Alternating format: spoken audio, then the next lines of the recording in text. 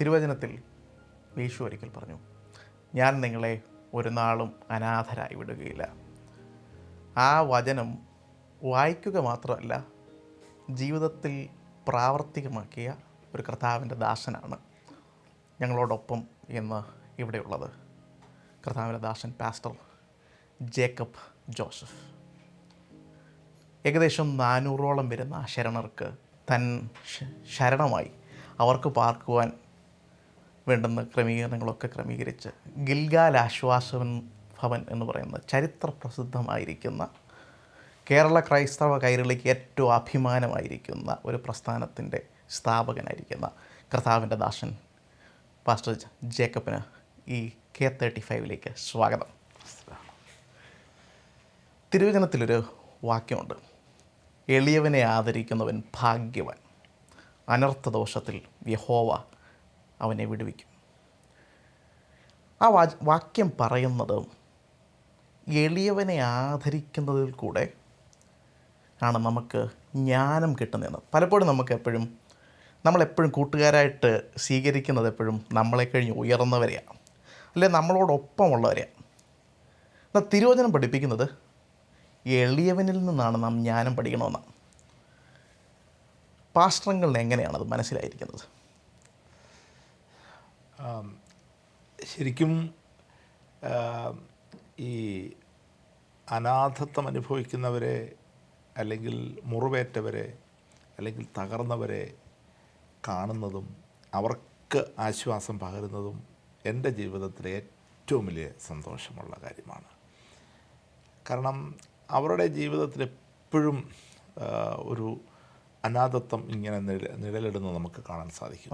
പക്ഷേ നമ്മുടെ ഒരു സാന്നിധ്യം വരുമ്പോഴത്തേന് അവരുടെ ഒരു പുഞ്ചിരി, അല്ലെങ്കിൽ അവരുടെ ഒരു സന്തോഷം, അത് പറഞ്ഞറിയിക്കാൻ പറ്റാത്തൊരു കാര്യമാണ്. അത് കർത്താവിൻ്റെ യേശു നമ്മളെ പഠിപ്പിച്ച ഏറ്റവും വലിയൊരു കാര്യമാണ്. അനാഥരോടും അത് ദൈവത്തിൻ്റെ ഒരു ഉടമ്പടിയും കൂടെയാണ്. അനാഥരെ നമ്മൾ ഒരിക്കലും കൈവിടരുതെന്നുള്ളത്. അതെ അതെ അതെ അതെ. ഈ ഗിൽഗാൽ ആശ്വാസഭവൻ തുടങ്ങുവാനുള്ള കാരണം എന്താണ്? ഒരു സാധാരണ ചർച്ചിൻ്റെ പാസ്റ്ററായിട്ട് ഇരിക്കുമ്പോഴാണോ തുടങ്ങുന്നത്, അതോ ചെറുപ്പത്തിൽ തന്നെ ഇങ്ങനൊരു ആഗ്രഹം ഉണ്ടായിരുന്നോ? എങ്ങനെയായിരുന്നു ഇതിൻ്റെ ഒരു ആരംഭം? രണ്ട് കാരണങ്ങൾ അതിന് പറയാൻ പറ്റും. ഞാൻ ഇങ്ങനൊരു സ്ഥാപനം തുടങ്ങാൻ ഒരിക്കൽ പോലും വിചാരിച്ച ഒരാളല്ല. എൻ്റെ ഏറ്റവും വലിയ ആഗ്രഹവും പ്രാർത്ഥിച്ചതും ഒരു പാസ്റ്ററായിട്ട് തന്നെ എൻ്റെ ജീവിതം അവസാനം വരെ നിൽക്കണമെന്നാണ് ആഗ്രഹിച്ചത്. കാരണം ഞാൻ ഒറ്റയ്ക്ക് വിശ്വാസ പാതയിലേക്ക് വന്നതാണ്. എൻ്റെ വൈഫും അങ്ങനെ വിശ്വാസം വന്നതാണ്. അപ്പം ദൈവവചനം ഞങ്ങൾക്ക് തന്ന ഒരു വലിയൊരു ആത്മീക തീക്ഷ്ണതയുണ്ട്. ഇടയപരിപാലനം, ദൈവമക്കൾക്ക് വചനം പറഞ്ഞു കൊടുത്ത് അവരെ ശുശ്രൂഷിച്ച് ഒരു സഭാ ശുശ്രൂഷന, അതിനപ്പുറം ഒന്നും ഞാൻ ചിന്തിച്ചിരുന്നില്ല. പക്ഷെങ്കിൽ എൻ്റെ ബാല്യത്തിലെ ഒരു ഓർമ്മയിൽ, അന്ന് ഞാൻ വിശ്വാസത്തിലൊന്നുമല്ല, ഒരു പക്ഷെങ്കിൽ എൻ്റെ ഉള്ളിൽ എൻ്റെ അമ്മ ഇട്ട് തന്നൊരു വിത്തായിരിക്കാം അത്. എനിക്ക് തോന്നുന്നു ഒരു 3-4 വയസ്സൊക്കെ ഉള്ള സമയത്ത് ഞങ്ങളുടെ വീട്ടിൽ എല്ലാ മാസവും വരുന്ന ഒരു ഭിക്ഷക്കാരിയുണ്ട്, ഒരു അമ്മൂമ്മയുണ്ട്. അപ്പം അവരൊരു മുഷിഞ്ഞ വസ്ത്രമൊക്കെ ധരിച്ച്, ഒരു മുടിയൊക്കെ ഇങ്ങനെ ജട പിടിച്ചൊക്കെയുള്ള ഒരു ഭിക്ഷക്കാരി. അപ്പോൾ അവർ വരുമ്പോൾ മുറ്റത്ത് അവർ ഇരിക്കുമ്പോൾ എൻ്റെ അമ്മ ഒരു നാഴി അരിയ്, ഇപ്പോൾ രാവിലെ വരികയാണെന്നുണ്ടെങ്കിൽ രാവിലത്തേക്കുള്ള, വീട്ടിൽ കപ്പയാണെങ്കിൽ കപ്പ, ദോശയാണെങ്കിൽ ദോശ, അത് എൻ്റെ കൈകൊണ്ട് ഇവർക്ക് കൊടുക്കും. എന്നിട്ട് ഒടുവിൽ എന്തെങ്കിലും ഒരു നാണയം അവർക്ക് കൊടുക്കും.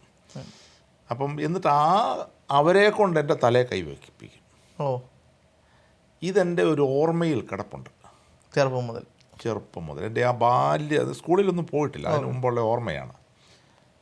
ഒരു പക്ഷെങ്കിൽ അതുകൊണ്ടായിരിക്കും എനിക്ക് അന്നു മുതൽ, ഞാൻ ഈ വിശ്വാസത്തിൽ വരുന്നതിന് മുൻപും ഇങ്ങനെയുള്ള ആളുകളെ എവിടെ വെച്ചെങ്കിലും കണ്ടു കഴിഞ്ഞാൽ എനിക്കെന്തോ അവരോടൊരു സ്നേഹം, അവർക്ക് എന്തെങ്കിലും ചെയ്യണം, ഒരു അനുകമ്പ, അങ്ങനെ ഒരു അനുഭവം എൻ്റെ ജീവിതത്തിലുണ്ടായിരുന്നു. പിന്നെ വിശ്വാസത്തിൽ വന്നു കഴിഞ്ഞപ്പോൾ ആത്മീക തീവ്രതയിൽ തന്നെ ഞാൻ പോയി.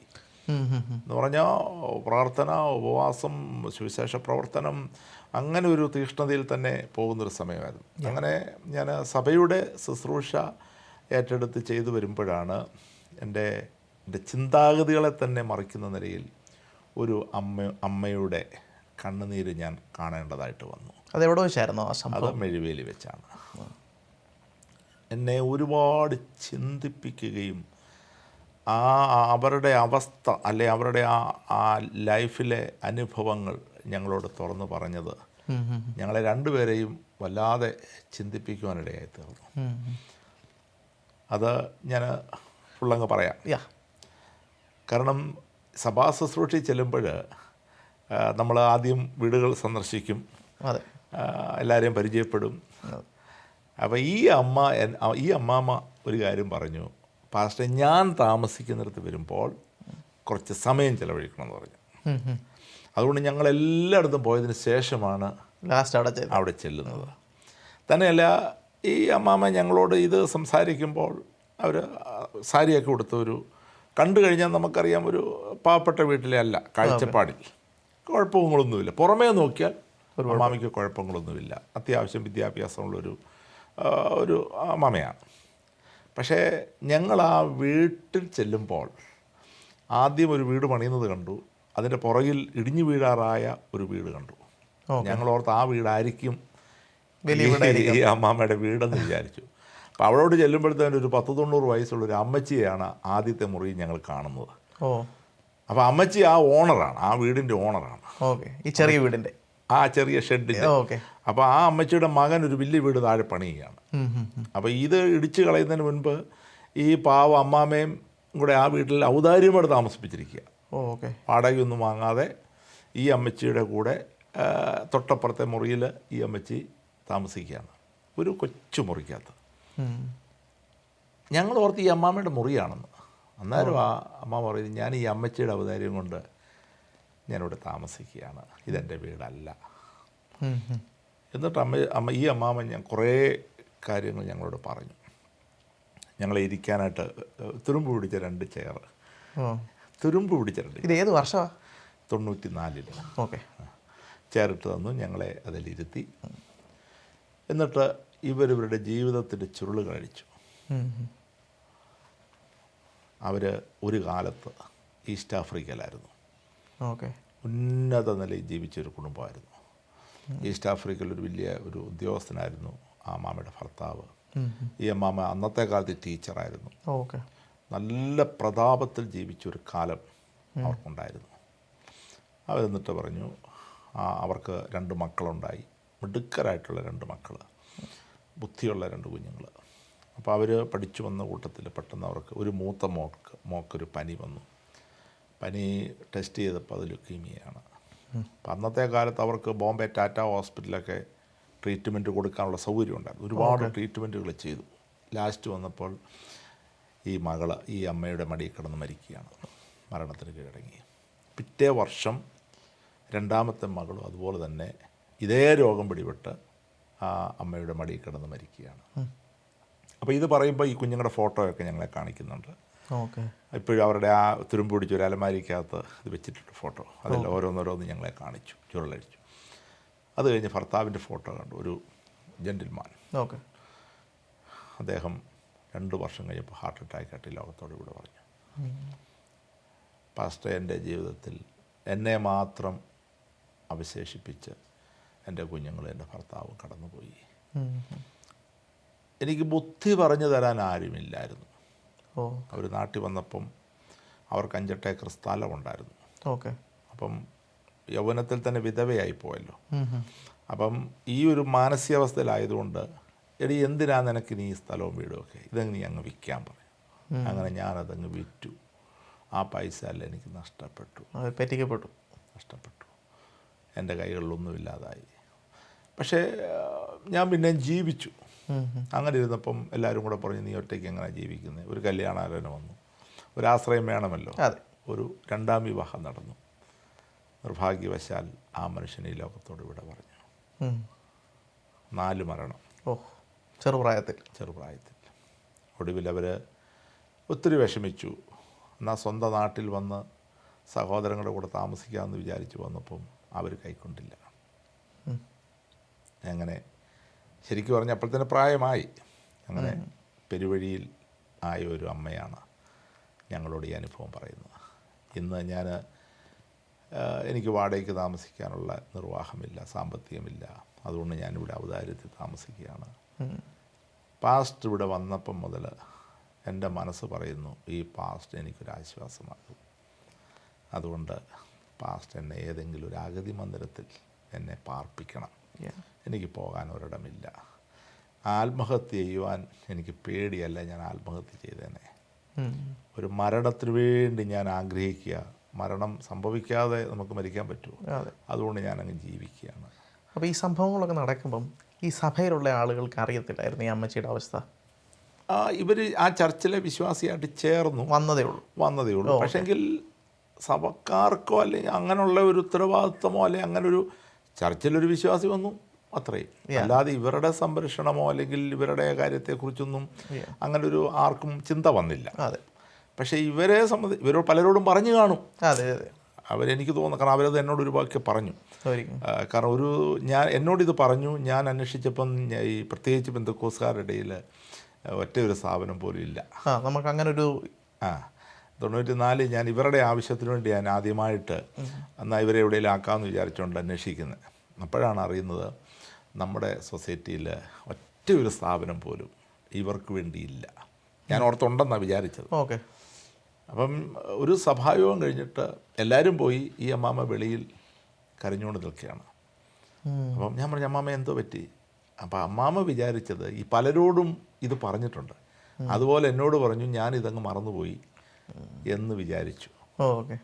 അപ്പം പാസ്റ്റ് എന്നെ മറന്നോ എന്നൊരു ചോദ്യം ചോദിച്ചു. ഞാൻ പറയും, അമ്മാമ്മേ, ഞാൻ മറന്നതല്ല, ഞാൻ അന്വേഷിച്ചു, നമ്മുടെ സൊസൈറ്റിയിൽ ഇങ്ങനൊരു സ്ഥാപനമില്ല. എടുത്തവായി പറഞ്ഞു, പാസ്റ്റർ എനിക്ക് വേണ്ടി പോകാൻ ആരുമില്ല, മറ്റേതെങ്കിലും ഒരു സ്ഥാപനത്തിൽ എന്നെ ആക്കാൻ പറ്റുമോ എന്ന് ചോദിച്ചു.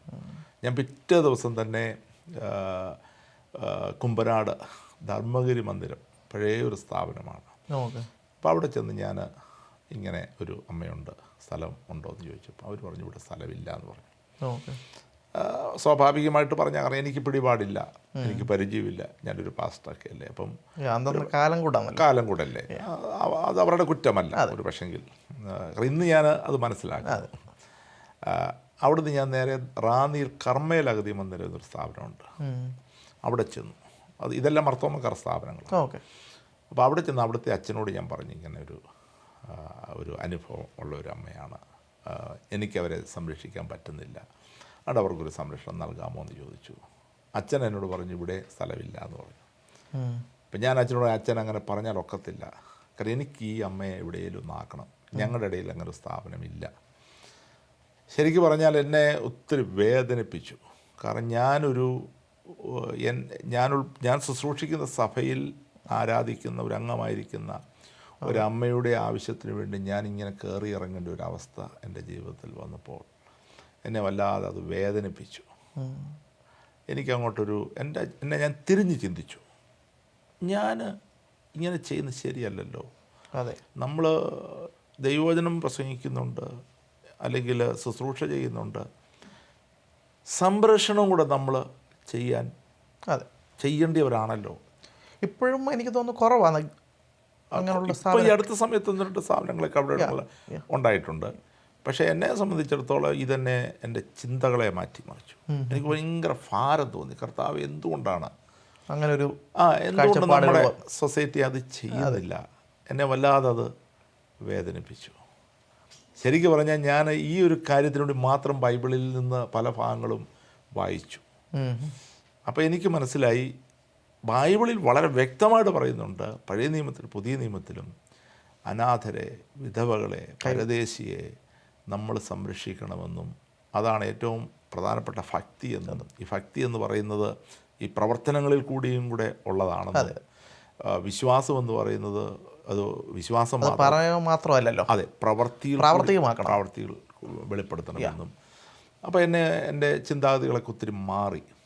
ശരിക്കും പറഞ്ഞാൽ ആത്മഭാരമുണ്ട്, ഇതുപോലെയുള്ള ആൾക്കാരെ സംരക്ഷിക്കണമെന്നുള്ള ഒരു വലിയ ഭാരം അവിടെ മുതലാണ് എന്നിൽ ഉരുവാകുന്നത്. അപ്പോൾ അങ്ങനെ ഒരു സ്ഥാപനത്തിലേക്ക് വരുമ്പോഴത്തേന് നമ്മുടെ ഇടയിൽ നിന്ന് അങ്ങനെ ഒരു സപ്പോർട്ട് ഉണ്ടായിരുന്നു? സപ്പോർട്ടെന്ന് പറഞ്ഞാൽ ഞാൻ ഞാൻ വേറൊരു ചർച്ചിലേക്ക് ചാർജ് എടുത്ത് ചെന്നപ്പോൾ ഞാൻ സഭയിൽ ഇതൊന്ന് അവതരിപ്പിച്ചു. എനിക്കിങ്ങനെ ഒരു ആത്മഭാരമുണ്ട്, ഇങ്ങനെ ഒരു അമ്മച്ചിയുടെ അനുഭവമാണ്, നമ്മുടെ ഇടയിൽ അങ്ങനെ ഒരു സ്ഥാപനം ഉണ്ടാകണമെന്നൊക്കെ ആഗ്രഹിച്ചു. ഞാൻ സാക്ഷ്യം ഞാനിത് പറഞ്ഞു ശുശ്രൂഷ മധ്യത്തിൽ. അത് കഴിഞ്ഞപ്പം ആ ചർച്ചിലെ ഒരു പ്രായമുള്ളൊരു മനുഷ്യൻ എഴുന്നേറ്റ് നിന്നൊരു സാക്ഷ്യത്തിൽ കൂടി ഒരു വാക്ക് പറഞ്ഞു: ജ്ഞാനത്തോടിരിക്കുന്ന മനുഷ്യൻ വിവേകഹീനനായാൽ നശിച്ചു പോകുന്ന മൃഗങ്ങൾക്ക് തുല്യനത്രേ. അപ്പോഴേ എനിക്ക് മനസ്സിലായി നമ്മുടെ സൊസൈറ്റി പറഞ്ഞ് വിജയിക്കുകയല്ല. കാരണം അന്ന് നമ്മളിത് ചെയ്യും. പിന്നെ വേറെ ചിലർ എന്നോട് പറഞ്ഞു, അത് ഞാനിങ്ങനെ നല്ല യൗവനമല്ലേ, ഇപ്പം ഇങ്ങനെയൊക്കെ പലതും തോന്നും, ദൈവം ഒരു ശുശ്രൂഷ ഏൽപ്പിച്ചിട്ടുണ്ട്, അതങ്ങ് ചെയ്ത് പോയാൽ മതി എന്ന് പറഞ്ഞ ആൾക്കാരുണ്ട്. അപ്പം അങ്ങനെ അച്ഛൻ്റെ അടുക്ക് ചെന്നതിന് ശേഷവും അങ്ങനെ അവർക്കും പറ്റത്തില്ലെന്നാണോ പറഞ്ഞ റാന്നിയിൽ? അവർക്ക് പറ്റത്തില്ലെന്ന് പറഞ്ഞു. പിന്നൊടുവിൽ അച്ഛൻ പറഞ്ഞൊരു കാര്യം ചെയ്യും, അത് പാസ്റ്റർ പറഞ്ഞതുകൊണ്ട് ഒക്കത്തില്ല, ഒരു മർത്തോമ പള്ളിയിൽ ഒരു അച്ഛൻ്റെ ഒരു ശുപാർശ കത്തുമായിട്ട് വരാമെങ്കിൽ ഞാനൊരു കിടക്ക് തരാമെന്ന് പറഞ്ഞു. അപ്പം ഞാൻ കുഴിക്കാല മർത്തോമ പള്ളിയിലെ പാസനേജിൽ അച്ഛന് എവിടെയെങ്കിലും പോകുന്നതിന് മുൻപ് രാവിലെ 7 മണിയായപ്പോഴേ ചെന്നു. അച്ഛനെ കണ്ട് ഞാൻ ഈ കാര്യം പറഞ്ഞു. അച്ഛൻ ആദ്യം ഇച്ചിരി തടസ്സമൊക്കെ പറഞ്ഞു, ഞാനതൊന്നും പറയുന്നില്ല. ഒടുവിൽ പിന്നെ അച്ഛൻ ഒരു ശുപാർശ കത്ത് തന്നു. അങ്ങനെ ആ കത്തുമായിട്ട് ഞാൻ ഈ അമ്മാമ്മയും കൊണ്ട് കർമ്മേലാഗതി മന്ദിരത്തിൽ ചെല്ലുകയാണ്. പക്ഷേ ഞാനവിടെ ചെല്ലുമ്പോൾ 3-4 അമ്മച്ചിമാർ എൻ്റെ അടുത്ത് വന്നു. ഞാനൊരു പാസ്റ്റർ ഇങ്ങനെ വന്നിട്ടുണ്ടെന്ന് അറിഞ്ഞുകൊണ്ട്. കാരണം അവിടെ അങ്ങനെ അധികം ആൾക്കാരൊന്നും നമ്മുടെ പാസ്റ്റേഴ്സൊന്നും അങ്ങനെ ചെല്ലത്തില്ലായിരിക്കും, അതുകൊണ്ടായിരിക്കാം പാസ്റ്റർ വന്നിട്ടുണ്ടെന്ന് അറിഞ്ഞുകൊണ്ട് അവർ വന്നു. പക്ഷെ അവർ ഒരു അമ്മച്ചി ഒരു പാസ്റ്ററുടെ ഭാര്യയാണ്, വേറെ ചില വിശ്വാസികളായ അമ്മച്ചിമാർ. അപ്പോൾ അവർ വന്ന് ഭയങ്കരമായിട്ട് എന്നോട് സങ്കടത്തോടെ ചില കാര്യങ്ങൾ പറഞ്ഞു. അത് മറ്റൊന്നുമല്ല പാസ്റ്ററെ, ഞങ്ങളെ ആരും തിരിഞ്ഞു നോക്കാനില്ല, ഞങ്ങൾ വിശ്വാസത്തിലൊക്കെ വന്നവരാണ്, പക്ഷെങ്കിൽ ഞങ്ങളെ എല്ലാവരും കൈവിട്ടു, ഞങ്ങളെ ഒന്ന് കാണാൻ പോലും ആരും വരുന്നില്ല, ഇങ്ങനെ ഞങ്ങൾ ഇത്രയും പേര് ഇവിടെ ഉണ്ടെന്നുള്ള കാര്യം കുമ്പനാട് ഹബ്രോനിൽ പോയി പറയണമെന്ന് എന്നോട് പറഞ്ഞു. ശരിക്കും പറഞ്ഞാൽ അവിടുന്ന് ഞാൻ ഇറങ്ങാൻ നേരത്ത് കുറ്റബോധത്തോടെയാണ് ഇറങ്ങിയത്. എനിക്കെന്തോ ഒരു കുറ്റബോധം, എന്നോടും നമ്മുടെ ഒരു ചെറിയൊരു നീരസം. കർത്താവെ, നമ്മളിവരെ ഈ സുവിശേഷ പ്രവർത്തനങ്ങളൊക്കെ ചെയ്യുന്നു, നമ്മൾ ആൾക്കാരെയൊക്കെ നേടുന്നു, പക്ഷേ അവർ അവസരമാകുമ്പോൾ, അവർ ക്ഷീണിതരാകുമ്പോൾ നമ്മളവരെ കൈയൊഴിയുകയാണ്. ഞാനും അങ്ങനെ കൈയൊഴിയുന്ന ഒരു പാസ്റ്ററായി പോയല്ലോ എന്നുള്ള സങ്കടം കൊണ്ട് ഞാൻ അവിടെ നിന്ന് ഇറങ്ങി. എത്ര നാളും സഭയിൽ ശുശ്രൂഷിച്ചിട്ട് ഒരു സമയം കഴിയുമ്പം അതെ നമ്മളവരെ കൈയൊഴിയുകയാണ്. അതൊരു കുറ്റബോധമായിട്ട് എനിക്ക് തോന്നി. അന്നേരവും മറ്റ് സഭയിൽപ്പെട്ട സമുദായത്തിൽപ്പെട്ട ആൾക്കാർ ഇതുപോലുള്ള കാര്യങ്ങൾ ചെയ്യുന്നു, അവരവരെ സ്നേഹിക്കുന്നു, അവരെ സംരക്ഷണം കൊടുക്കുന്നു, അവർക്ക് ആഹാരം കൊടുക്കുന്നു. നമ്മുടെ വെറും പ്രസംഗങ്ങൾ മാത്രമായിട്ട് ഒതുങ്ങുന്നുണ്ടോ? ഭയങ്കര കുറ്റബോധം. ശരിക്കും അവിടുന്ന് ഇറങ്ങിയപ്പോൾ മുതൽ എനിക്ക് മനസ്സിനൊരു സന്തോഷവുമില്ല. സഭ അനുഗ്രഹിക്കപ്പെടുന്നുണ്ട്, ശുശ്രൂഷ അനുഗ്രഹിക്കപ്പെട്ടു പോകുന്നുണ്ട്, പക്ഷേ എനിക്കൊരു സ്വസ്ഥതയും കിട്ടുന്നില്ല. ഞാൻ ഉറങ്ങാത്ത രാത്രികളായി. ഞാൻ രാത്രി 1 മണിക്ക് ഒരു ദിവസം രാത്രി 1 മണിയായപ്പോൾ സാലിയെ വിളിച്ചിട്ട്, സാലി എനിക്ക് ഉറങ്ങാൻ പറ്റുന്നില്ല, നമുക്കിതുപോലുള്ള അമ്മച്ചിമാരെ ഏറ്റെടുത്ത് സംരക്ഷിക്കാം. പെട്ടെന്ന് അവൾ പറഞ്ഞു, പ്രിൻസാന് വേറെ പണിയൊന്നുമില്ല, ഈ പ്രായമുള്ളവർ, ഈ രാത്രി കിടന്ന് ഉറങ്ങ്, പ്രായമുള്ളവരെ സംരക്ഷിക്കാൻ ദൈവം ഒരു ശുശ്രൂഷ തന്നിട്ടില്ല. അവൾ പോലും എന്നോട് അങ്ങനെ പറഞ്ഞു. കാരണം അത് സ്വാഭാവികമാണ്. കാരണം വെച്ച് കഴിഞ്ഞാൽ സഭ അത്ര അനുഗ്രഹിക്കപ്പെട്ട് പോവുകയാണ്. പക്ഷേ എനിക്ക് എൻ്റെ മനസ്സ് മുഴുവൻ ഇങ്ങനെയുള്ള ഒരു കാര്യമാണ്. നമ്മുടെ ഇടയിൽ അങ്ങനെ ഒരു കാര്യം ഇല്ലല്ലോ. അതെ. അപ്പം എനിക്കൊരിടത്തുനിന്നും ഒരു പിന്തുണയില്ല. എല്ലായിടത്തുനിന്നും എനിക്ക് ഒരു നിരുത്സാഹപ്പെടുത്തുന്ന അനുഭവമാണ് ഉണ്ടായത്. പക്ഷെ പിന്നീട് ദൈവം സാലിയോട് ഇടപെട്ടു. അവൾക്കൊരു ഭയങ്കര ആത്മഭാരം. അതെങ്ങനെയാണ് സംഭവിച്ചത്? അത് ശരിക്കും പറഞ്ഞു കഴിഞ്ഞാൽ, ഞങ്ങൾ ഈ അമ്മാമ എല്ലാ മാസവും പാസനേജിൽ കൊണ്ടുവരുമായിരുന്നു. ആദ്യം പറഞ്ഞ് ഞങ്ങൾ അവിടെ കൊണ്ടാക്കി അമ്മാമയെ എല്ലാ മാസത്തിലൊരിക്കൽ, അത് കർത്തൃമേശയുള്ളപ്പോൾ തലേ ദിവസം ശനിയാഴ്ച പോയി ഞങ്ങൾ ഈ അമ്മാമയെ, അന്ന് ഒരു ബൈക്കേൽ അമ്മാമ ഇരുത്തിക്കൊണ്ട് ഞാൻ വരും. അങ്ങനെ അമ്മാമയ്ക്ക് നല്ല ഫുഡൊക്കെ കൊടുക്കും. പിറ്റേ ദിവസം രാവിലെ സഭായോഗത്തിന് അമ്മാമ പങ്കെടുക്കും. അന്ന് കർത്തൃമേശയുടെ അതും പങ്കെടുക്കും. എന്നിട്ട് തിങ്കളാഴ്ച തിരിച്ചു കൊണ്ടുവിടും. അപ്പം എൻ്റെ മോൾ പ്രഗ്നൻ്റ് ആയിരിക്കുന്ന സമയത്ത്, രണ്ടാമത്തെ കുഞ്ഞ് പ്രഗ്നൻ്റ് ആയിട്ടിരിക്കുന്ന സമയത്ത് ഒരിക്കൽ, അന്ന് തട്ടേക്കാട് ചർച്ചിലാണ് ഞങ്ങൾ, IPC ചർച്ചിൽ ശുശ്രൂഷിക്കുന്ന സമയമാണ്. അപ്പം ഈ അമ്മാമയുമായിട്ട് രാത്രി മുഴുവൻ സാലി ഈ അമ്മാമയുടെ കുറച്ച് സ്റ്റോറിയും കൂടെ സാലിയോട് പറഞ്ഞു. ഓക്കെ. ആ പറഞ്ഞ സ്റ്റോറി എന്ന് പറഞ്ഞാൽ ഈ മക്കൾ മരിക്കുന്ന സമയത്ത് ഈ ഇവരാഗ്രഹങ്ങൾ പറയുന്ന ഒരു സ്റ്റോറി പറഞ്ഞു. അതായത് മൂത്ത മോള് അവൾക്ക് ലാസ്റ്റ് ആയപ്പോഴത്തേന് ആഗ്രഹമുണ്ട് ഒരു പരിപ്പോട കഴിക്കണമെന്ന്. ആ മോള് പറഞ്ഞു, മമ്മി എനിക്കൊരു പരിപ്പോട കഴിക്കണമെന്ന് ആഗ്രഹമുണ്ട്. ഈ പാവം അമ്മാമ്മ ആ പരിപ്പ് അത് നല്ലതായിട്ട് രുചിയായിട്ടുണ്ടാക്കി വറുത്ത് കൊടുക്കുമ്പോൾ പറയും, സോറി മമ്മി, എനിക്ക് കഴിക്കാൻ പറ്റുന്നില്ല. ഒരു 2 ദിവസം കഴിയുമ്പം ആ മോള് പറയും, മമ്മി എനിക്ക് ഇച്ചിരി കടുക് മാങ്ങ അച്ചാർ, മാങ്ങ ഇല്ലാത്ത സമയമാണ്, എനിക്കത് ഇച്ചിരി കിട്ടിയാൽ എനിക്ക് രുചി പോലും, കാരണം മരിക്കാറായി കിടക്കുക. അതെ അതെ. ഇപ്പോൾ ഒരു അമ്മയുടെ മനസ്സെന്ന് പറഞ്ഞാൽ അത് സാധിപ്പിച്ച് കൊടുക്കാൻ വേണ്ടി അവർ അന്നത്തെ കാലത്ത് എവിടുന്നോ മാങ്ങയൊക്കെ കൊണ്ടുവന്ന് അച്ചാറിട്ട് അതുണ്ടാക്കി അങ്ങോട്ട് കൊടുക്കുക. അത് ടേസ്റ്റ് ചെയ്യുമ്പോഴത്തേനും പറയും, മമ്മി സോറി എനിക്കിത് കഴിക്കാൻ പറ്റുന്നില്ല. അപ്പോൾ അതെന്തോ എൻ്റെ വൈഫിനെ ഭയങ്കരമായിട്ട് ചിന്തിപ്പിച്ചു. അവളും പ്രഗ്നൻ്റ് ആയിട്ടിരിക്കുന്ന സമയമാണ്. ഈ അമ്മ എന്ത് ദുഃഖം അനുഭവിച്ചു. അങ്ങനെ വെളുക്കുന്നിടം വരെ അവർ സംസാരിച്ചെന്നുള്ളതാണ്. നേരം വെളുത്തപ്പോഴത്തേന് സാലി എന്നോട് പറഞ്ഞു, ഫ്രണ്ട്സാ, ഇത്ര മുറിവേറ്റ അമ്മമാരാണ് നമ്മുടെ ഇടയിലുള്ളത്. ഞാനും അങ്ങനെയുള്ള ശുശ്രൂഷ ചെയ്യാനായിട്ട് ആഗ്രഹിക്കുന്നു. ഫ്രണ്ട്സാൻ്റെ കൂടെ ഞാനുണ്ടെന്ന് പറഞ്ഞു.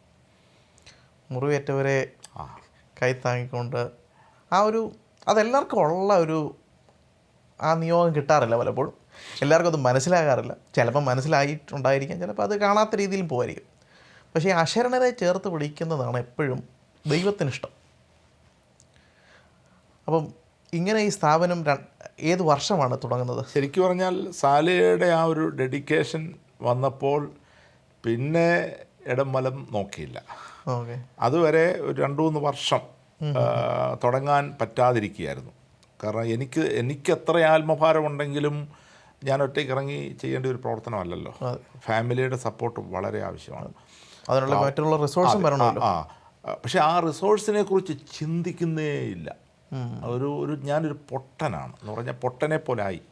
കാരണം ഇതിന് സാമ്പത്തികം വേണമെന്നോ, ഇതിന് വീട് വേണമെന്നോ, ഇതിന് നിയമപരമായിട്ട് കുറേ അംഗീകാരങ്ങൾ വേണമെന്നോ, അങ്ങനത്തെ ഒരു കാര്യങ്ങളൊന്നും ചിന്തിക്കുന്നില്ല. നമ്മളങ്ങ് ഒരാത്മഭാരം മാത്രമാണ്. ആ ആത്മഭാരം ഈ വൈഫിൻ്റെ സാലിയുടെ ഒരു ഡെഡിക്കേഷനോട് വന്നു കഴിഞ്ഞപ്പോൾ പിന്നെ നോക്കിയത് വീട് വാടകയ്ക്ക് എവിടെയെങ്കിലും കിട്ടുമെന്നുള്ളതാണ്. വീട് വാടകയ്ക്ക് എടുത്തങ്ങ് തുടങ്ങാനാണ് മനസ്സ് മുഴുവൻ ആഗ്രഹം. അങ്ങനെ പലയിടത്തും വീടുകൾ അന്വേഷിച്ചു. അപ്പോൾ ഈ വീടുകളാരും തരത്തില്ല. ഇങ്ങനൊരു കാര്യം പറയുമ്പോൾ നിങ്ങൾക്ക് വേണേൽ തരാം, ഞങ്ങൾ പാസനേജ് താമസിക്കുകയാണ്. ഞാൻ പറഞ്ഞു, ഞങ്ങൾക്കല്ല, ഇതുപോലുള്ള വയ്യാത്ത ആരുമില്ലാത്ത ആൾക്കാരെ അത് അവരിറങ്ങിയില്ലല്ലോ, എന്ത് ചെയ്യും എന്നുള്ള ഒരു ചോദ്യമായി. അപ്പോൾ പലരും വീടുകൾ തരാൻ മടിച്ചു. അങ്ങനെ ഇരിക്കുമ്പോഴാണ് ഞങ്ങൾക്ക് ചെറിയ ബന്ധമുള്ളൊരു പേങ്ങാട്ട് TV വർഗീസ് എന്ന് പറയുന്നൊരു അങ്കിള് അന്ന് അബുദാബിയിലുണ്ടായിരുന്നു. അപ്പം ഇതിനിടയ്ക്ക് ഞാൻ ചെറുകോലൊരിടത്ത് ഒരു ബിൽഡിങ് പണിയാനൊക്കെ ഉള്ളൊരു പ്ലാനൊക്കെ എടുത്തു. അവിടെ എനിക്ക് ഇച്ചിരി 10-30 സെൻറ്റ് സ്ഥലമുണ്ടായിരുന്നു. അത് പണിയാൻ വേണ്ടി ശരിക്കും പറഞ്ഞാൽ അതൊക്കെ വലിയ അനുഭവമാണ്. കാരണം ആ മലമണ്ടയിൽ ഇത് പണിയാൻ വേണ്ടി JCB, ഞാൻ തട്ടക്കാട്ട് ചർച്ചിൽ കുറ്റിക്കാട്ട് ഫാമിലിപ്പെട്ട ഒരു റെജി എന്നൊക്കെ അവരുടെ JCB കൊണ്ട് അവിടെ പോകുന്നത്. അന്ന് രാത്രി JCB പഞ്ചറായി. അപ്പം അതിൻ്റെ വീലൂരി ഒരു ടെമ്പോയിൽ, കോഴിഞ്ചേരിക്കാരൻ്റെ ഒരു ടെമ്പോക്കാരനെ വിളിച്ചു. ആ ടെമ്പോയിൽ ഈ വീല് പഞ്ചർ ഒട്ടിക്കാൻ വേണ്ടി പോയപ്പോൾ ആ ടെമ്പോ പഞ്ചറായി, ടെമ്പോയുടെ ബ്രേക്ക് പോയി. ശരിക്കും പറഞ്ഞാൽ ആ രാത്രിയിൽ തന്നെ ഞങ്ങൾക്ക് ഈ തടസ്സങ്ങൾ ഇങ്ങനെ വന്നപ്പോൾ, എന്നിട്ടും പിന്നെ മുന്നോട്ട് ഞങ്ങൾ പോയെന്നുള്ളതാണ്. അപ്പം ഞങ്ങൾ ആദ്യം ഈ കുഞ്ഞോൻചാനോട് ചോദിച്ചു. അപ്പോൾ അന്ന് അദ്ദേഹത്തിൻ്റെ ഒരു മറുപടി കിട്ടിയില്ല. പിന്നെ അദ്ദേഹത്തിൻ്റെ ഒരു ലെറ്റർ വന്നു, ഒരു കാര്യം ഒരു 3 റൂം നിങ്ങൾ ഉപയോഗിച്ചോ, ബാക്കി റൂം അടച്ചിട്ടേക്കണമെന്നൊക്കെ പറഞ്ഞുകൊണ്ട് ഒരു എഗ്രിമെൻറ്റും ഒക്കെ ചെയ്ത് അങ്ങനെയാണ് ആ വീട് കിട്ടുന്നത്. അപ്പോൾ വീട് കിട്ടിയപ്പം പിന്നെ ഞങ്ങൾ ഇവിടുത്തെ അങ്ങ് സ്റ്റോപ്പ് ചെയ്തു. നേരെ വീട് കിട്ടിയല്ലോ, ഇവിടെ ഇനിയും ബിൽഡിങ് പണിത് വരണം. മറ്റേന്ന് പറയുമ്പോൾ വീടുണ്ട്. ഇതൊന്നും പൈസ ഒന്നും നമ്മുടെ കയ്യിലില്ല, നമ്മളങ്ങ് ആഗ്രഹിക്കുകയാണ്, ആഗ്രഹിച്ച് അങ്ങോട്ട് ഇറങ്ങുകയാണ്. അങ്ങനെ വീട് കിട്ടിക്കഴിഞ്ഞപ്പോൾ ആ വീട് വാടകയ്ക്ക് എടുത്തു എന്ന് പറഞ്ഞാൽ ചെറിയൊരു എഗ്രിമെൻ്റൊക്കെ എഴുതി, വാടകയൊന്നും സ്വീകരിച്ചില്ല. അങ്ങനെ ഞങ്ങൾ 2000 ഒക്ടോബർ 9-ാം തീയതിയാണ് ശരിക്കും ഈ അമ്മാമ്മ ഏറ്റെടുത്തുകൊണ്ട് ഇത് സ്റ്റാർട്ട് ചെയ്തത്. ആരംഭം എന്നൊന്നും പറയാനോ, ഒരു വാടക വീട് എടുക്കുന്നു ഈ അമ്മച്ചി, പിന്നെ കണ്ണു കാണുമ്പോൾ അതൊരു അപ്പച്ചനുണ്ടായിരുന്നു, പിന്നെ ഒരു അന്ന് എത്ര പേരുണ്ട്? അന്ന് 3 പേര്. 3 പേരെയും കൊണ്ടാണ് ഇത് സ്റ്റാർട്ട് ചെയ്യുന്നത്. അപ്പം 3 പേരെന്ന് പറയുമ്പോഴത്തേക്കും അപ്പം ഞങ്ങൾക്ക് ഇവരുടെ കൂടെ താമസിച്ചേ പറ്റുള്ളൂ. അപ്പം ചർച്ചിൽ നിന്ന് പാസനേജ് ഉണ്ട്, പക്ഷേ ചർച്ചുകാരെ എതിര് പറഞ്ഞില്ല. ഒരു ടെമ്പോയിൽ സാധനങ്ങളെല്ലാം എടുത്തുകൊണ്ട് ഞങ്ങൾ ഇവിടോട്ട് വന്നു. അപ്പം നിങ്ങൾ ഇവരുടെ കൂട്ടത്തിൽ അന്നേ താമസം തുടങ്ങി? ഇവരുടെ അങ്ങനെ ഞങ്ങൾ ഈ വീട്ടിൽ താമസിച്ച് ഇവരെ തുടങ്ങുക. അല്ലാതെ നമുക്ക് ഇവരൊരിടത്ത് ഞങ്ങൾ വേറൊരിടത്ത് അങ്ങനെ നടക്കുകയല്ല. ഇവരുടെ 24 മണിക്കൂർ നമ്മൾ ഇവരെ കെയർ ചെയ്തേ പറ്റുള്ളൂ. അപ്പം ഈ 3 റൂം ഞങ്ങൾക്ക് തന്നതിൽ ഒരു മുറിയിൽ ഇവർ 3 പേര് താമസിക്കുന്നു. ഒരു മുറി ഞങ്ങളൊരു കൊച്ചു ഓഫീസാക്കി മാറ്റി. എന്നിട്ട് ഒരു മുറിയിൽ ഞാനും വൈഫും കുഞ്ഞുങ്ങളും ആയിട്ട് താമസിക്കുന്നു. അങ്ങനെയാണ് ഇതിൻ്റെ സ്റ്റാർട്ടിങ്. ഇതെവിടെയായിരുന്നു ഈ സ്ഥലം? എരവിപേരൂർ നെടുമ്പർത്തുമല എന്ന് പറയുന്നൊരു സ്ഥലമാണ്. അവിടാണ് ശരിക്കും പറഞ്ഞാൽ ഇത് സ്റ്റാർട്ട് ചെയ്യുന്നത്. അപ്പം ഈ ഗിൽഗാൽ എന്ന പേര് തിരഞ്ഞെടുക്കാൻ കാരണം എന്താ? ശരിക്കും പറഞ്ഞാൽ നമ്മൾ ഇത് തുടങ്ങി, പക്ഷെ നമ്മുടെ മനസ്സിൽ ഇതുമായിട്ട് ബന്ധപ്പെട്ടൊരു അർത്ഥം വരുന്ന ഒരു വാക്ക് നമ്മൾ നോക്കി. അങ്ങനെയാണ് ഇസ്രായേൽ മക്കൾ 40 വർഷം മരുഭൂമി കൂടി യാത്ര ചെയ്ത് യോർദാൻ കടന്നവർ ആദ്യം എത്തുന്ന സ്ഥലത്തിൻ്റെ പേരാണല്ലോ ഗിൽഗാൽ. ഗിൽഗാൽ എന്ന് പറയുമ്പം നിന്ന ഉരുട്ടിക്കളഞ്ഞ സ്ഥലം എന്നുള്ള അർത്ഥമാണ്. അപ്പോൾ ഇവരുടെ ഒക്കെ ജീവിതത്തിൽ ഒരുപാട് നിന്ദകൾ അനുഭവിച്ചവരാണ്. ഗിൽഗാൽ ആശ്വാസഭവൻ എന്ന സ്ഥാപനത്തിൽ ഇവരുടെ നിന്ന ഇല്ലാതെ അവരെ ഞങ്ങൾ റെസ്പെക്റ്റ് ചെയ്യുന്നൊരു സ്ഥലമായിട്ടാണ് ഗിൽഗാൽ ആശ്വാസം. ഭയങ്കര അർത്ഥവത്തായ ഒരു പേരായിട്ടെ. കാരണം സമൂഹത്തിൽ നിർധരരായവർ, അനാഥത്വം അനുഭവിക്കുന്നവരെ ഏറ്റവും കൂടുതൽ റെസ്പെക്റ്റ് കൊടുക്കേണ്ട സ്ഥലമാക്കി മാറ്റുക. കാരണം ഇപ്പം ഗിൽഗാൽ ആശ്വാസവൻ കാണുമ്പോൾ ചിലരൊക്കെ വിമർശിക്കും. കാരണം 5 നില കെട്ടിടം, ഇത്രയും വലിയ കെട്ടിടം വേണോ, ഇത്രയും വലിയ പെയിൻ്റ് അടിക്കും, ഇങ്ങനെയൊക്കെ ടൈൽസ് ഇടണോ, ഇത്രയും സൗകര്യം ഇവർക്ക് കൊടുക്കണോ എന്നൊക്കെ ചിലരൊക്കെ ചോദിക്കാറുണ്ട്. അവരേറ്റവും ഡിസർവ് പക്ഷേ വിഷമം തോന്നിയിട്ടുണ്ട് ചിലപ്പോഴൊക്കെ. കാരണം ഒരിക്കലും ഒരു മിഷണറി വന്നിട്ട് ഒരു ലേഡിയാണ്, അവർ വന്ന് ഇതെല്ലാം കൂടെ കണ്ടിട്ട് ഒരു പഞ്ചായത്ത് പ്രസിഡന്റ് അവരെ കൊണ്ടുവന്ന്. അപ്പോൾ ആ പഞ്ചായത്ത് പ്രസിഡന്റ് ഒരു ഹിന്ദു സഹോദരനാണ്. അദ്ദേഹത്തോട് പറഞ്ഞിട്ട് പോയി, അത്രയും വലിയ ബിൽഡിംഗ് അല്ലേ അവിടെ, അത്രയും ടൈൽസ് അല്ലേ അവിടെ ഇട്ടിരിക്കുന്നത്, അത്രയും പെയിൻ്റൊക്കെ ചില വൃത്തിയായിട്ട് കിടക്കുന്നല്ലോ, അവിടെ എന്തിനാ സഹായം? ഞാൻ പറഞ്ഞു, ആ ഒരു സഹായം ഞങ്ങൾക്ക് വേണ്ടെന്ന് പറഞ്ഞു. കാരണം അനാഥരെ സൃഷ്ടിക്കുന്ന ഒരു അനാഥാലയമാകാൻ ഞങ്ങൾ ആഗ്രഹിക്കുന്നില്ല. അവർക്ക് നമ്മളൊരു വീട് പണിതാൽ എത്ര നല്ലതായിട്ട് ചെയ്യും, അല്ലെ നമ്മളൊരു ഹോസ്പിറ്റൽ പണിതാൽ, അല്ലെ നമ്മളൊരു കോളേജ് പണിതാൽ എത്ര ഭംഗിയായിട്ട് ചെയ്യും. അനാഥാലയത്തെക്കുറിച്ചുള്ള മനുഷ്യരുടെ ചിന്താഗതി, കാഴ്ചപ്പാട് മാറ്റിയെടുക്കുക എന്നുള്ളതായിരുന്നു. അതുകൊണ്ടാണ് ഗിൽഗാലിന് ഞാൻ ദൈവത്തോട് പറഞ്ഞു, കർത്താവേ, നമുക്ക് ഏറ്റവും നല്ല രീതിയിൽ അവരെ വൃത്തിയായി ചുറ്റുപാടി താമസിപ്പിക്കണം, അവർക്ക് വെട്ടം കിട്ടണം, അവരെ ഒരിക്കലും അകത്തളത്തിൽ ഇടാൻ പാടില്ല, അവർക്കെല്ലാവരെയും കാണാൻ പറ്റണം, അവർ സന്തോഷമായിരിക്കണം. അതുകൊണ്ടാണ് അവരെ മാനിക്കുക. അതായത് ഇനി അവർക്ക് നിന്ന ഉണ്ടാകരുത്. കാരണം ജീവിതത്തിൽ ഒത്തിരി അനുഭവിച്ച ആളുകളാണ്, ഒരുപാട് നിന്ന അനുഭവിച്ചവരാണ്. അപ്പോൾ ഇനിയും വരുമ്പോൾ അവർക്കൊരു സമാധാനത്തോടെ, സ്വസ്ഥതയോടെ അവരുടെ പിന്നീടുള്ള ജീവിതം അങ്ങനെ നയിക്കണം. അതുകൊണ്ടാണ് അങ്ങനെ ഒരു ബിൽഡിങ് തന്നെ ദൈവത്തോട് പ്രാർത്ഥിച്ച് ദൈവം തന്ന ഒരു വിഷൻ അനുസരിച്ച് പണിതാണ്. അത് ആ ഒരു മാന്യതയിൽ അവരെ അവിടെ താമസിപ്പിക്കുന്നത് കൊണ്ട് പറ്റുന്നു. ഈ ഗിൽഗാലിൻ്റെ തുടക്കകാലത്ത് മറക്കാൻ പറ്റത്തില്ലാത്ത എന്തെങ്കിലും അനുഭവങ്ങളുണ്ടോ? ഒരിക്കലും മറക്കാൻ, നമ്മൾ ഇനി എങ്ങോട്ട് എന്തായിരിക്കും നാളെ എന്നറിയത്തില്ലാഞ്ഞ സാഹചര്യത്തിൽ, അങ്ങനെയുള്ള സാഹചര്യങ്ങളിൽ ദൈവത്തിൻ്റെ പ്രവൃത്തി കണ്ടിട്ടുണ്ടെന്ന് ഞാൻ വിശ്വസിക്കുന്നു. അല്ലെങ്കിൽ ഈ സ്ഥാപനം ഇത്രത്തോളം വരത്തില്ല. ശരിക്കും പറഞ്ഞാൽ ഡിനു, നമുക്ക് ഒരു ആത്മഭാരമേ ഉണ്ടായിരുന്നുള്ളൂ. പക്ഷേ ആര് സഹായിക്കും, അല്ലെ എങ്ങനെ നടക്കും, അങ്ങനെ ചിന്തിച്ചേ ഇല്ല. കാരണം അതിനെക്കുറിച്ച് വലിയ അറിവില്ലാത്ത ഇറങ്ങുമായിരുന്നു. ഒരു പക്ഷേങ്കിൽ അതിൻ്റെ ബേഡനെ കുറിച്ച് നമുക്ക് അത്ര അറിവില്ലായിരുന്നു. പക്ഷെങ്കിൽ ആദ്യത്തെ ഒരു 5-8 പേരൊക്കെ ആയിക്കഴിഞ്ഞപ്പോൾ, അന്ന് എനിക്ക് സഭയുടെ ചാർജ് ഉണ്ടായിരുന്നതുകൊണ്ട് കുറച്ചൊക്കെ കിട്ടുന്നതുകൊണ്ടൊക്കെ അങ്ങ് കഴിഞ്ഞു പോകും. പക്ഷേ ആൾക്കാരറിയുന്നില്ല, ആൾക്കാർ സന്ദർശകരില്ല. ഗിൽഗാൽ എന്ന് പറഞ്ഞാൽ ആർക്കും അറിയത്തില്ല, ആരും 5 പൈസ തരാത്ത ഒരു കാലഘട്ടമായിരുന്നു. അപ്പം ഞങ്ങളെ ദൈവം ഒരു ഭയങ്കരമായിട്ട് ഞങ്ങളെ ഉറപ്പിച്ച ഒരു സംഭവമുണ്ട്, വിശ്വാസത്തെ ഞങ്ങളെ ഉറപ്പിച്ച ഒരു സംഭവമുണ്ട്. അത് 5-8 പേരേ ഉള്ളന്ന്. അന്നൊരു ദിവസം രാവിലെ സാലി ഒരു 6 മണിയായപ്പം എന്നോട് പറഞ്ഞു, ഇന്ന് ഉച്ചക്കത്തേക്കുള്ള അരിയില്ല, വെളിച്ചെണ്ണയില്ല, തേങ്ങയില്ല. ഇത് പറയുമ്പോൾ സത്യം പറഞ്ഞു കഴിഞ്ഞാൽ എൻ്റെ കയ്യിൽ 5 പൈസ ഇല്ല. അവിടെ പരിചയങ്ങൾ ഞങ്ങൾക്കില്ല, കടയിൽ നിന്ന് വായ്പ വാങ്ങാൻ പോലും പരിചയമില്ല. അവർക്കും അറിയത്തില്ലായിരിക്കുമല്ലോ. അറിയത്തില്ല, നമ്മൾ ചെന്ന് കഴിഞ്ഞാൽ ആരും തരത്തില്ലല്ലോ. ഇങ്ങനൊരു സ്ഥാപനം നടക്കുന്നൊന്നും അറിയത്തില്ല. ശരിക്കും ഞങ്ങൾ ഒത്തിരി വിഷമിച്ചു. ഈ മുട്ടുമേലിരുന്ന് പ്രാർത്ഥിക്കാൻ പോലും അറിയത്തില്ല. കാരണം ഈ പ്രാർത്ഥിക്കണമെങ്കിൽ തന്നെ അതിനൊരു മാനസികാവസ്ഥ വരണമല്ലോ. ഇത് അറിയാതെ നമ്മുടെ മനസ്സ് ആകുലപ്പെടുകയാണ്. മനസ്സിലെന്തോ ഈ ഒന്ന് ഉച്ചയാകുമ്പോൾ ഈ ഒരു പട്ടിണിയായി പോകുമല്ലോ. നമ്മളെ വിശ്വസിച്ച് ഇറങ്ങിയവരല്ലേ. നമ്മളെ വിശ്വസിച്ചിറങ്ങിയ ഇവരോട് പോലും പറഞ്ഞില്ലേ ഞങ്ങൾ ഇന്ന് ഉച്ചയ്ക്കത്തേക്ക് അരിയില്ലെന്നുള്ള കാര്യം ഇവരോട് പോലും. കാരണം അവർ നമ്മളെ വിശ്വസിച്ച് നിൽക്കുകയല്ലേ. അവർ നമ്മുടെ കണ്ണിലോട്ടാണ് നോക്കുന്നത്. പക്ഷേ 8 മണിയായി 8:30 നമ്മുടെ മനസ്സിനങ്ങ് ആദി കയറുകയാണ്. എന്ത് ചെയ്യണം? എൻ്റെ ഇടയിൽ ഒരു 9 മണിയായപ്പോൾ ഒരു പെട്ടിയോട്ടോ അവിടെ പഠിക്ക വരികയാണ്. അതിൻ്റെ അകത്ത് ഉരിയാക്കരി, 30 തേങ്ങ, 5 കിലോ വെളിച്ചെണ്ണ, വേറെ നമുക്ക് ആവശ്യമുള്ളതല്ല. ഞാനും സാലി അല്ലാതെ മൂന്നാമത് ഇതാരും അറിഞ്ഞിട്ടില്ല. ആ കൊണ്ടുവന്ന ഓട്ടോക്കാരൻ തട്ടക്കാട് ചർച്ചിൽ കൂടുന്ന തങ്കച്ചൻ എന്ന് പറയുന്ന ഒരാളാണ്, തങ്കച്ചൻ സോഹന. അദ്ദേഹം പറയുകയാണ്, സോറി, ഇത് ഇന്നലെ കൊണ്ടുവരേണ്ടതാണ്, എനിക്ക് സമയം കിട്ടാഞ്ഞത് കൊണ്ടാണ്. മല്ലപ്പള്ളിയിലെ അവരുടെ വീട്ടൂർ മല്ലപ്പള്ളിയിൽ നിന്നാണ്. അവിടുത്തെ ഒരു അച്ചാന് നാളികേരം ഇട്ടപ്പോൾ എന്നോട് പറഞ്ഞു, നീ അത് ഒരു 30 നാളികേരം ഗിൽഗാലി കൊണ്ട് കൊടുക്കണം. ആട്ടിയ വെളിച്ചെണ്ണ അവിടെ ഇരിപ്പുണ്ട്, ഒരു ജാർ വെളിച്ചെണ്ണയും കൂടെ കൊണ്ടുപോകണം. പോകുന്ന വഴിക്ക് കുമ്പനാട്ടൊരു പലചരക്കട ചേട്ടക്കുഞ്ഞിൻ്റെ കടയെന്നാണ് പറയുന്നത്, അവിടുന്ന് ഒരു കരിയും വാങ്ങിച്ചുകൊണ്ട് പോകണമെന്ന് പറഞ്ഞു. അതുകൊണ്ട് ഞാൻ രാവിലെ കൊണ്ടുവന്നെന്ന് പറഞ്ഞു.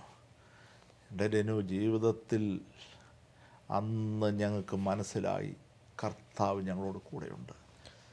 കാരണം കാരണം നമുക്ക് ഒന്നുമില്ല. സത്യത്തിൽ ഇങ്ങനൊന്നും തുടങ്ങാൻ പാടില്ല. കാരണം ഒരു കരുതലില്ലാതെ, ഒരു സേവിങ്സ് ഇല്ലാതെ, സ്പോൺസേഴ്സ് ഇല്ലാതെ ഒന്നും തുടങ്ങരുതാത്തൊരു കാര്യമാണ്. മനുഷ്യജീവിതമല്ലേ. പക്ഷെ ആദ്യമായിട്ട് ദൈവം ഞങ്ങളെ ഉറപ്പിക്കുന്നൊരു സംഭവമായിരുന്നു അത്. ഞാൻ മനസ്സിലാക്കിയെടുത്തോളം നമുക്ക് ചിലപ്പം ചില അറിവില്ലായ്മകളിൽ ദൈവം ഇഷ്ടം ചെയ്യാൻ വേണ്ടി നമ്മൾ ഇറങ്ങും. നമുക്കറിയത്തില്ല അതിൻ്റെ അടുത്ത് എന്തോ നടക്കാൻ പോകുന്നൊന്നും അറിയത്തില്ല. പക്ഷെ അതിനെ ദൈവം എപ്പോഴും ഓണർ ചെയ്യും, ദൈവം അതിനെ മാനിക്കും. അതെ അതെ അതെ അതെ, അത് വ്യക്തമാണ്. അതിൻ്റെ ഒരു വലിയൊരു ഉദാഹരണമാണ്. കാരണം ഉച്ചയ്ക്ക് വേണ്ടതിന് രാവിലെ ദൈവം കൊണ്ട് തരുക. അതുപോലുള്ള ഒരുപാട് സംഭവങ്ങളുണ്ടായി. ഈ അരി തന്നത് മാത്രമല്ല, ഇത് തുടക്കകാലത്തെ ആദ്യത്തെ ഒരു അനുഭവമാണ്. വിറകിൻ്റെ വിഷയത്തിൽ ഓർത്തോണം, വിറകില്ലാത്ത ഒരു സമയം ഉണ്ടായി. വിറകെന്നൊക്കെ പറഞ്ഞാൽ നല്ല ചിലവുള്ള കാര്യം, അതിനും പൈസ വേണമല്ലോ. അങ്ങനെ അടുക്കളയിലെ സഹോദരിമാർ വിറകില്ലെന്ന് പറയുന്നു, സാധനം റെഡിയാകണം, ആകെ വിഷമിച്ചിരിക്കുന്നൊരു സമയം. അവരെന്നോട് വിറകില്ലെന്ന് പറഞ്ഞപ്പോൾ ഞാൻ അവരോട് പറഞ്ഞു, നിങ്ങൾ കുറച്ചുകൂടെയൊക്കെ ഒന്ന് ശ്രദ്ധിച്ച് ഉപയോഗിക്കരുതോ എന്ന് ഞാൻ അറിയാതെ പറഞ്ഞും പോയി. അവർ കരഞ്ഞടുക്കളയിരുന്നുണ്ട്. ഞങ്ങളും വിഷമിച്ചു. വെട്ടൂർ കൺസ്ട്രക്ഷൻ എന്ന ഒരു കോൺട്രാക്ടറുണ്ട്, ഡോക്ടർ വിഭീഷ് എന്ന അദ്ദേഹത്തിൻ്റെ പേര്. ഏറ്റുമാനൂരാണ് അദ്ദേഹം, കത്തോലിക്കനാണ്. അദ്ദേഹം 1 ലോഡ് വിറക് ടിപ്പറെ രാവിലെ തലേ ദിവസം പറഞ്ഞു വെച്ചിരുന്നു, അത് കയറ്റി വിട്ടിരിക്കുകയാണ്. അതും ഇതുപോലെ ഒരു 9:30 ആയപ്പോൾ ആ ലോറി അവിടെ കൊണ്ട് വിറക് ഇറക്കാൻ പോലും ആൾ വേണ്ട, ടിപ്പറല്ലേ, ചരിച്ച് അതിലോട്ട് ഇറക്കും. അത് കീറിയ വിറകുകൾ എടുത്ത് അന്നേരം ഉപയോഗിച്ചാൽ മതി. അപ്പം ഇതുപോലെ വ്യക്തമായിട്ട് നമ്മുടെ ആവശ്യങ്ങൾ അറിയുന്ന ഒരു ദൈവമാണ് ഗിൽഗാലിൻ്റെ ആരംഭം കുറിച്ചത്. ദൈവം ഞങ്ങളെ അത് ഏൽപ്പിച്ചെന്നുള്ളതേ ഉള്ളൂ. ആ വിഷൻ, ആ ഭാരം തന്നെന്നുള്ളതേ ഉള്ളൂ. ഈ മക്കളെ പട്ടിണിക്കിടാൻ ദൈവം ഒരിക്കലും ഇന്ന് വരെ, ഇത്രയും വർഷമായി ഇന്ന് വരെ, ഇന്ന് ആ ചിലവൊക്കെ ഇന്ന് ഭാരിച്ച ചിലവുണ്ട്. പക്ഷെ ഇന്നും ഒരു നേരം പോലും ആഹാരത്തിന് മുടക്കം വരാതെ ദൈവം ഇവരെ പുലർത്തുന്നു. ഗിൽഗാലിൻ്റെ ആരംഭം മുതൽ ഇങ്ങോട്ട് നോക്കുമ്പം കഴിഞ്ഞ 20-ൽ പരം വർഷമായിട്ട് 25 വർഷമായിപ്പോൾ ഒത്തിരി മറക്കാൻ പറ്റത്തില്ലാത്ത അനുഭവങ്ങളുണ്ടല്ലോ. ആരംഭത്തിൽ ഒരെണ്ണം പറഞ്ഞു. ഈ രോഗികളെയൊക്കെ ഏറ്റെടുക്കുമ്പം, അല്ലെങ്കിൽ പ്രായമായവരെ ഏറ്റെടുക്കുമ്പം അതെങ്ങനെയാണ് അതിൻ്റെ പ്രൊസീജിയേഴ്സ്? നമുക്ക് ലീഗലി അതിനെന്തെങ്കിലും പ്രൊസീജിയർ ഉണ്ടോ? കാരണം അന്നത്തെ കാലം പോലെ നിന്നിപ്പം കാര്യങ്ങൾ മാറി, നിയമസംഹിതകൾ മാറി. ശരിക്കും പറഞ്ഞാൽ ഒത്തിരി കാര്യങ്ങൾ പറയാനുണ്ട്.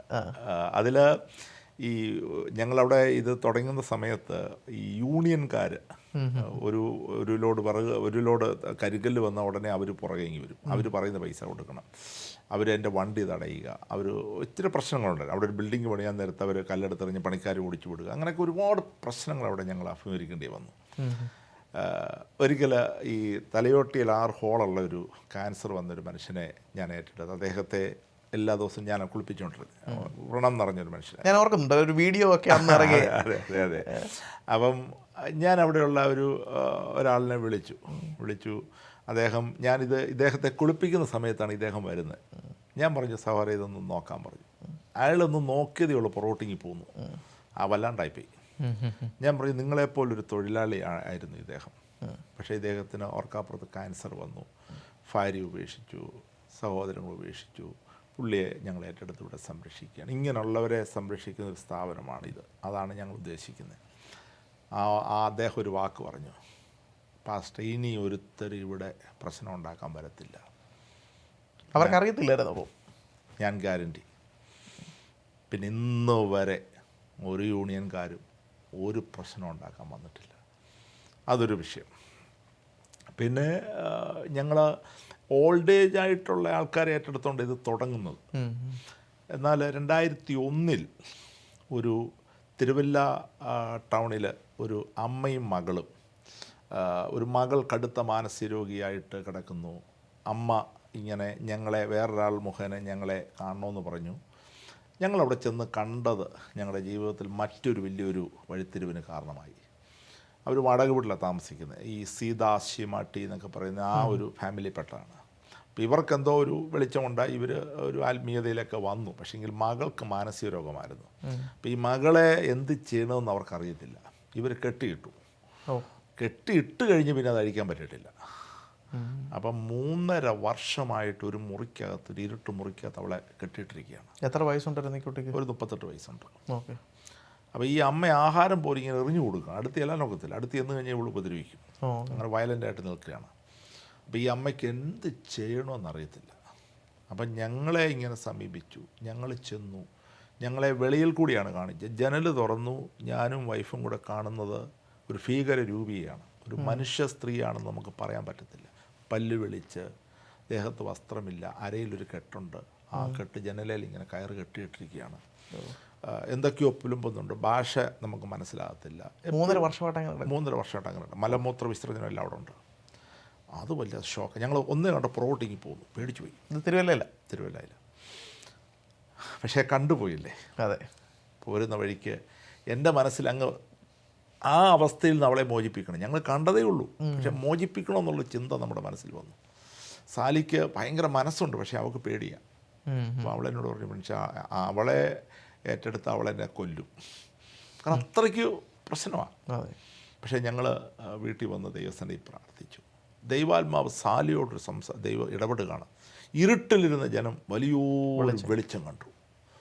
ആ ഒരു ശബ്ദം കേട്ടപ്പോഴേ ഇവൾക്ക് ഭയങ്കര ധൈര്യമായി, നമുക്ക് ഏറ്റെടുക്കാമെന്ന് പറഞ്ഞു. അങ്ങനെ ഞങ്ങൾ ചെന്നു. അപ്പം അന്ന് പുഷ്പേരി ഹോസ്പിറ്റലിലെ സൈക്കാട്രിസ്റ്റ് ഡോക്ടറെ ഞങ്ങൾ പോയിക്കൊണ്ട്, ഡോക്ടർ സിറിയക്കായിരുന്നു അന്നത്തെ ഡോക്ടറുടെ ഒരു അഡ്വൈസിന് വേണ്ടി. അപ്പം ഡോക്ടറോട് ഞങ്ങളിത് പറഞ്ഞപ്പോൾ ഡോക്ടറായിരിക്കുന്നിടത്ത് ഇങ്ങനെ കൈകൾ പുറകോട്ട് വെച്ചിട്ട് 2001 ഞാനിവിടെ ഒരു ഡോക്ടറായിട്ടിരിക്കുമ്പം ഈ തിരുവല്ല ടൗണിൽ ഇങ്ങനെ കെട്ടപ്പെട്ട ഒരു മാനസിക രോഗം എനിക്കത് വിശ്വസിക്കാൻ പറ്റുന്നില്ലെന്ന് പറഞ്ഞു. പിന്നെ ഡോക്ടർ പറഞ്ഞൊരു കാര്യം ചെയ്യും, നിങ്ങൾക്ക് ഒരു ദോഷവും വരത്തില്ല, നിങ്ങൾ ധൈര്യമായിട്ട് ഏറ്റെടുത്തോളാൻ പറഞ്ഞു. ഞാനൊരു മെയിൽ നേഴ്സിനെ കൂടെ വിട്ടുതരാം, പോയി എടുത്തുകൊണ്ട് വരാൻ പറഞ്ഞു.